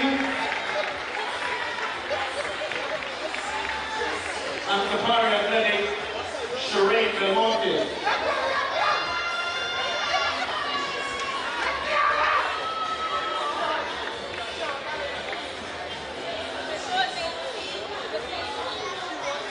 in 1 minute, 1.13 seconds.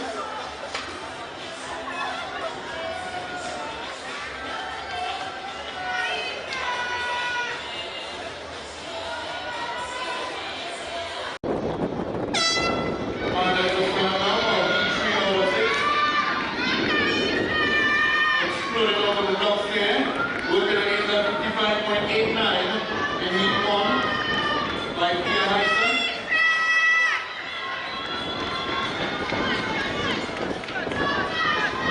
It is Alina Patrick of Google, Alina Rose of Point Units, QJC of the Trinidad Medic Club, the Lopez Mayor of 1, 2, 3. Who's going to hold on to the very end here? The 41 seconds coming up. The leader in the lead. The leader Rouse of Point Units. QJC of the Trinidad Medic Club. The Trinidad Medic Club. The leader Rouse of Point Units. QJC of the Medic. Alana Patrick of Google, number 1 athlete on the track is Ira Gonzalez of Natalie Women's Athletic Club.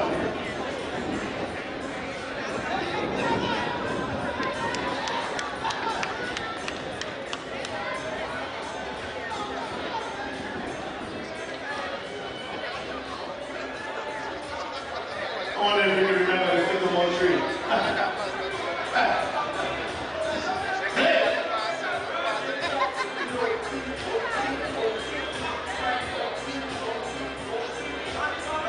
Oh yeah.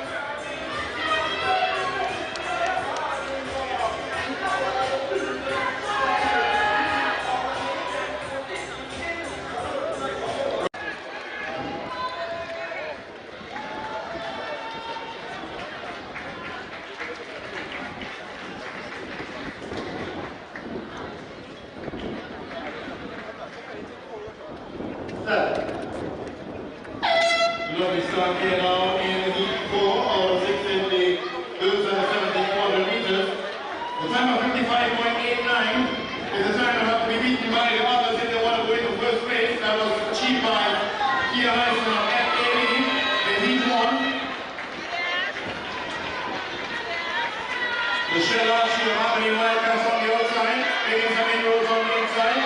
It is Taylor Charles of White Court and Newsets.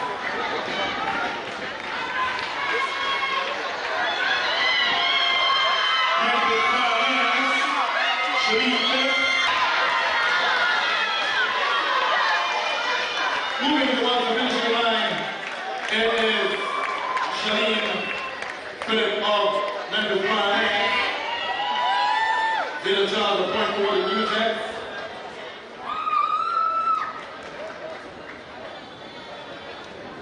Akila Gonzalez of Darby Progressive Athletic Club.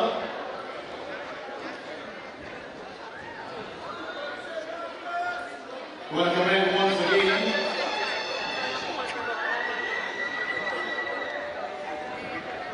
The fantastic work being done by Khalid Julian and Shalom Dyer, both of the Universal Ambulance Service, providing much needed medical expertise for the athletes in particular. Reminding you to hydrate and rehydrate, critically important to sustain and maintain your performances and even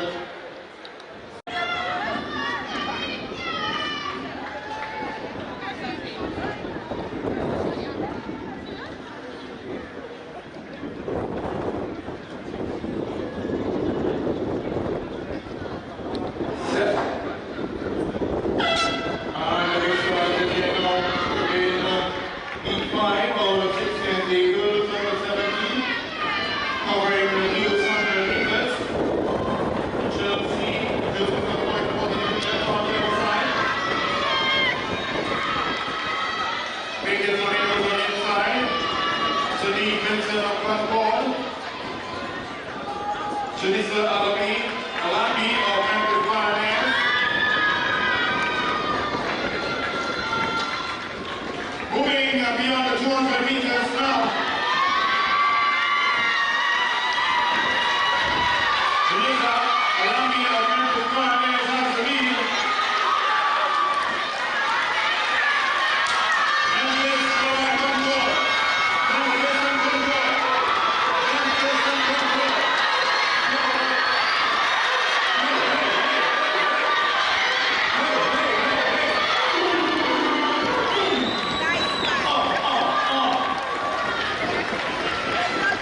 The lead is another control. The late drive to the finishing line could have got the very better of Jamaica Alami, who had the lead coming around the bend. Brings them in 1 minute to 2.52 seconds.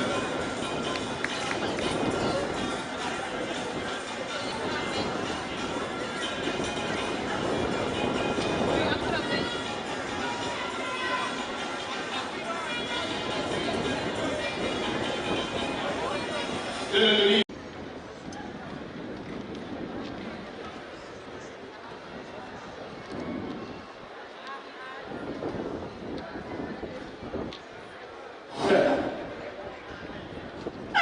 Great start this year now in the final heat of the girls under 17 one lap. Very strong start this there by Kenya Abraham of Point Forward in New Jet. Maintains the lead on the back stretch. Zara Lyons is the king of Memphis Pioneers. Approaches the 200-meter marker. Shoulder to shoulder now. With Kenya Abraham of Point Forward in New Jet. Has the lead now, Memphis Pioneers. Zara Lyons king.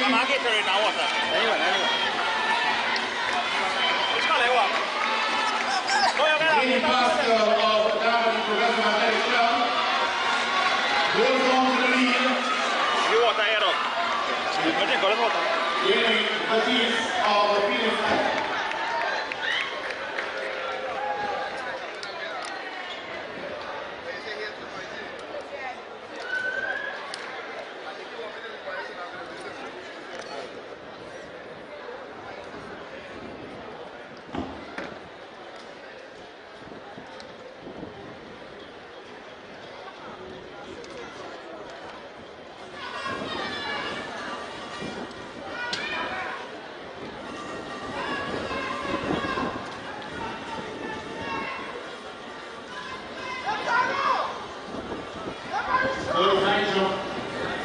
On the 17th taking place on the northern side, that's in front of the scoreboard.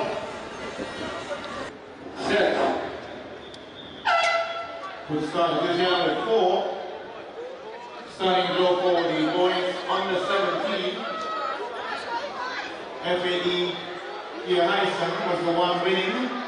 Unofficially the girls under 17 one lap. As you're witnessing now, Josiah Mary Shaw of Burnley Athletic Club, all on his own. Outside there, coming around. That top form of composure. Sustaining it with 40 seconds on the clock. Josiah Mary Shaw.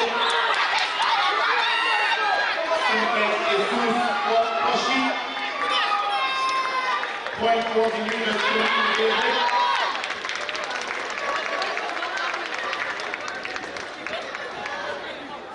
And that's what it looks like at the very end of each one.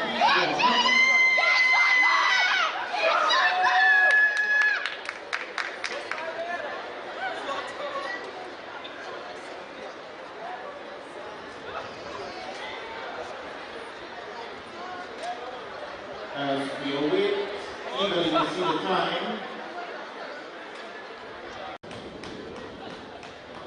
54.41 for Mario Shaw.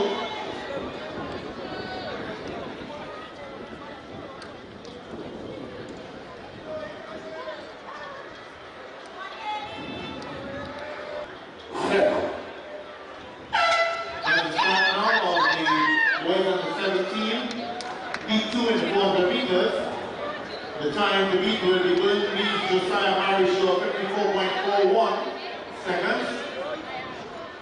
Strong start is by athletes in League 2. Jeremiah Nanton of Aberdeen Professional Athletic Club approaches with the lead at that 200-meter marker. As there's a converging of the athletes coming around with 250 meters on the inside of Kilo Smith of Aberdeen Wildcats on Simplex McLean Natanya, and now he's next on it. McLean Natanya of Simplex now leaves them all alone.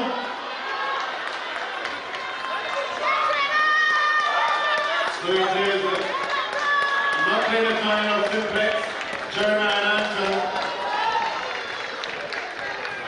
Kilo Smith of Aberdeen.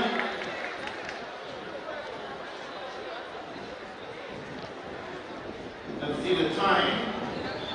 There's a clock there for the winner.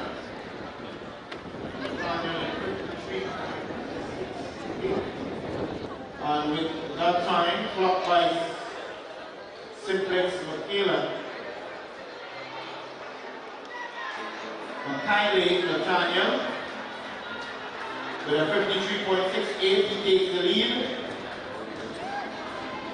Set. Time is 53.68. By Michaela Natanya, point of Simplex. He leads on the outside there. Looks as though Aaron Goodrich of the Stallion has an outstanding lead on the others with 29 seconds on the clock. Is he going to put under the time of 53.68? Losing a bit of momentum. One of them meters again to go. 41 seconds on the clock. Losing stride. 50 seconds on the clock.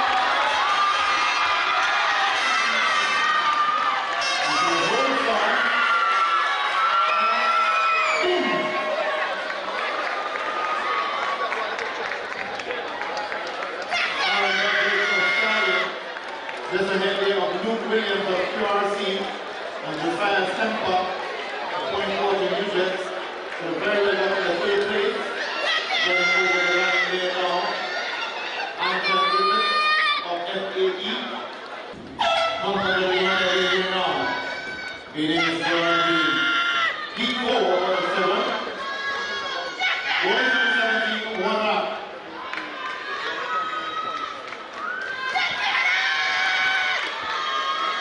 Some work being done there by Robert Adams of Burnley Athletic Club on the outside of Jeremiah McKnight. Competing the first 100 and the 250 meters on the inside now.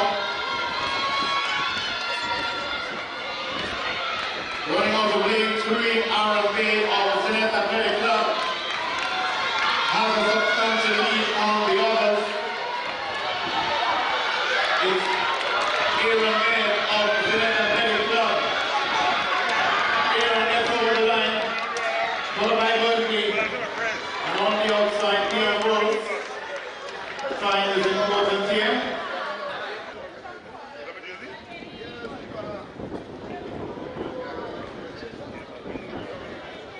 Windmill, that's 55.03. Athletic Club member, set. We'll start this here now in 5 out of 7. Looking to dip under that time of 53.68. The time from Simplex has that. With Rashad Riley of Aberdeen Wildcats maintains the lead, moving towards the 200-meter marker. As Jenny Gans, successful attempt there in the girls under 20 long jump, right in front of the main stand. Back on the track here, Aberdeen Wildcats. Waist over his shoulder. With 4-6 seconds on the clock. The battle is on now. As Rashad is going to hold on to win it. It's going to be the Quan Park of Beverly Progressive and Caleb East Pond of QRC in third position unofficially. 55.80. Riley. And with that time, it means that Nathaniel still maintains the lead with a 53.68 from Simplex. Set. Good one, yeah, good start. Is anyone going to dip on that time?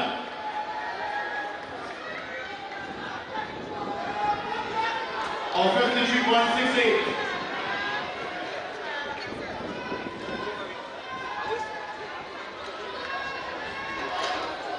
Joseph Luke of Concord.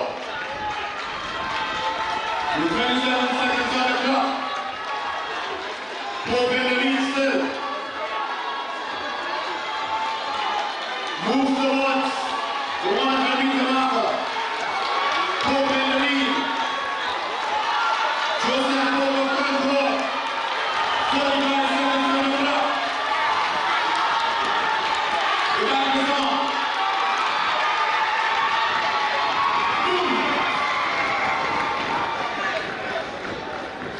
Gets ahead there.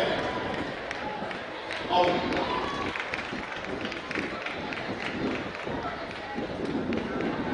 So it was Concord. Joseph Pope.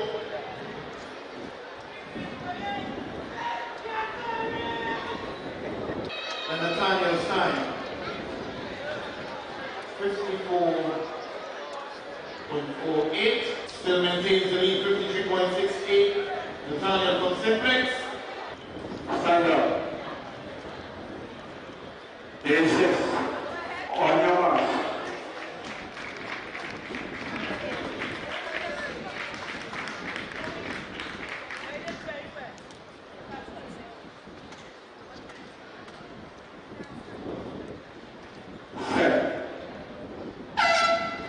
On their way here now for the 7th and final region, the boys 400 meters. A very explosive start here. Will any one of them in this final heat get under the Simplex Natalia time of 53.68. Gordon Lewis of 1 meters on the outside with 26 seconds on the clock. Will Gordon Lewis be able to do it? 1 week athlete, 58 seconds on the clock. Gordon Lewis of 1 week. 45 seconds on the clock. Gordon Lewis of 1 week. And he gets over, yes! On the inside, it's already wide back. Kamani Rollins by being that Gordon Lewis of 1 week will, with that performance, take the fastest time in the boys under 17 400 meters. Set. Great. 400 meters this one. This is the girls under 20 400 meters. Police told David in the outside. Akila says our men is on the inside here. The front was January and Akila Charles of Abbey Wildcats.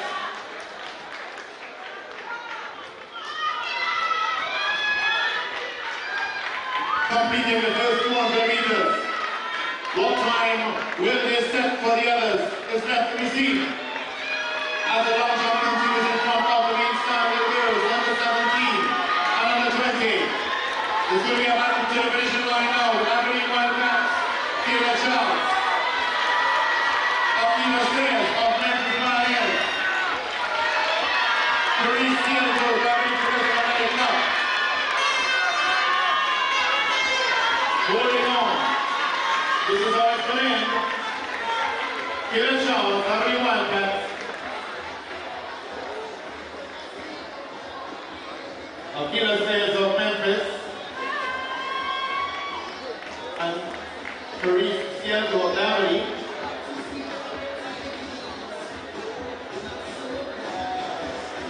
And the time is 1 minute 2.31 seconds for Charles.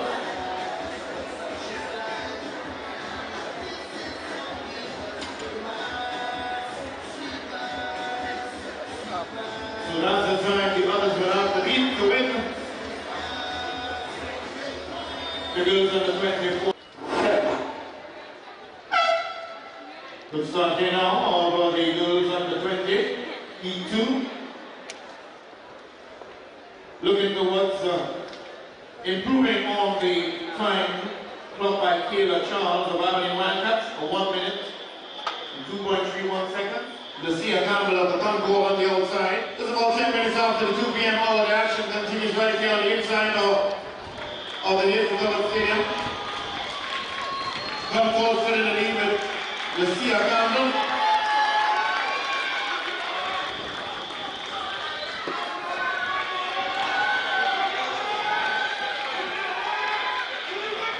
Natalia Joseph of the Stallion, and then third on the inside, Lydia Blades of Avenue Wildcats, but it was coming forward taking that one. One more athlete on the track there. Daniela King of the Concord crosses the finish line. Has to be a power discussion when you have Ayana Hutchinson Britain. Joseph Brewster talking. So we fall forward.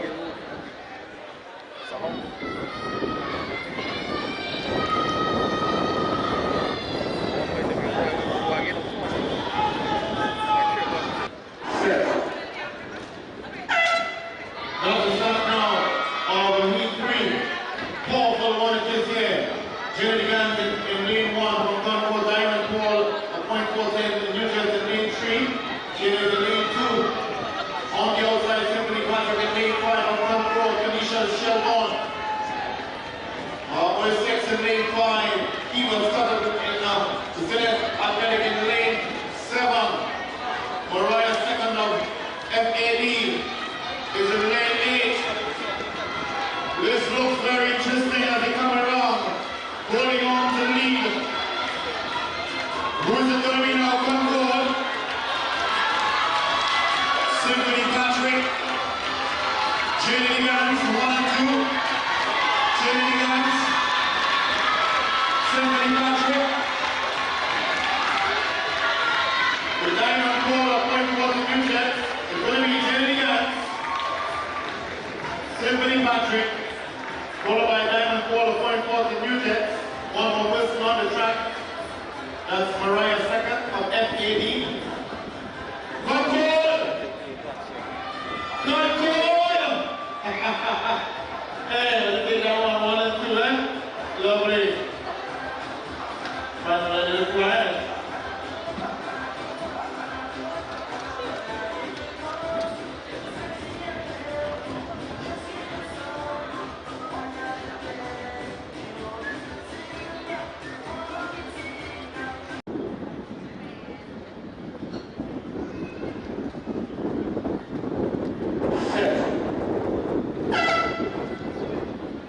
Moves now into the E4, final heat in the girls under 20.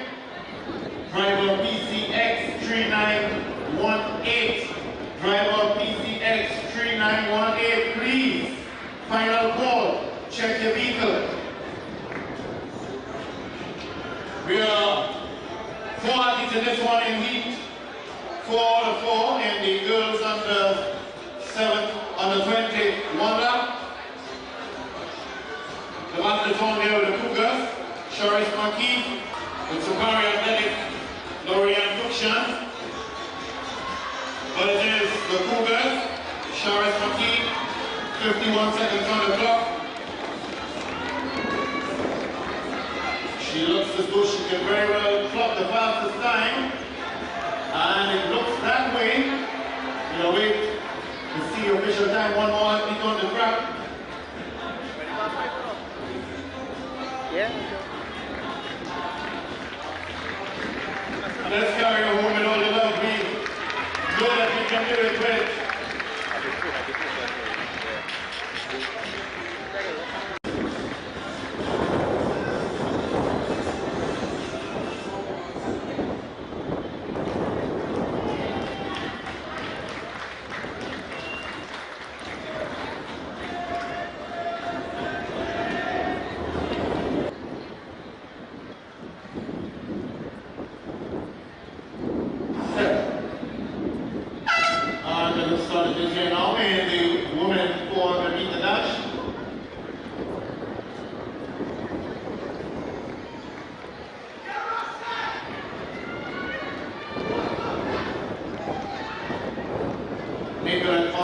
Dewey in 8-3, and Hannah Reid of Phoenix Athletic in 8-4. People Francis Family Wildcat.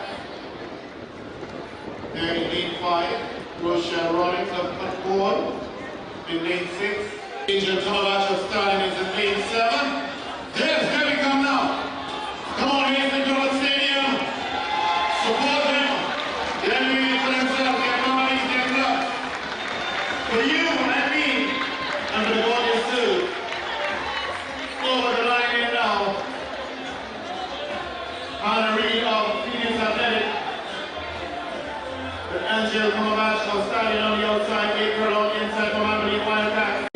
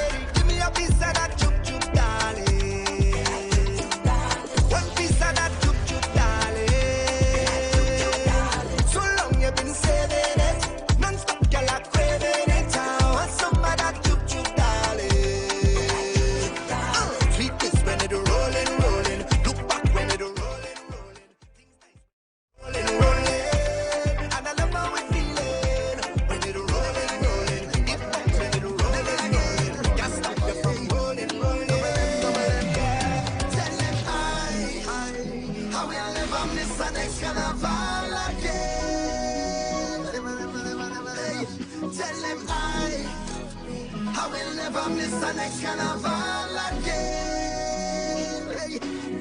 Until the good Lord take me, I'll be jumping up in a party. I'll be on the road with family. I'll be having the time of my life. Until the good Lord take me. Hey. It's carnival, carnival, carnival. It's the carnival, carnival. I don't book my flight. Tell me friends and family. I'm coming.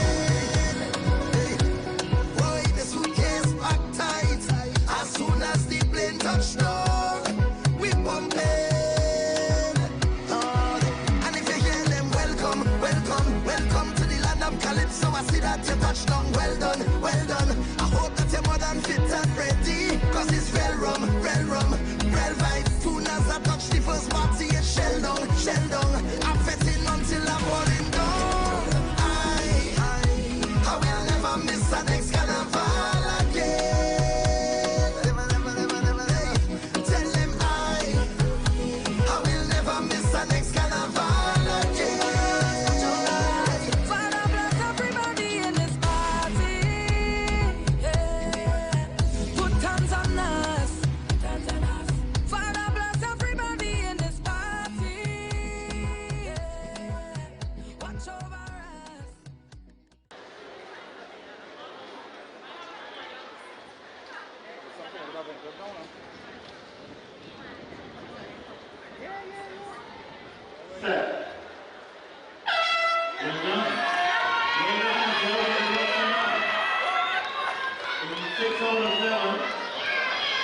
Is anyone going to take on that 39.1 tree? The 12 seconds on the clock. On the back stretch. Working himself. Sit next to Warren Curran on the inside. One this one there, one this one again. He on the drum. He on the drum for him to play. Simply to Warren Curran.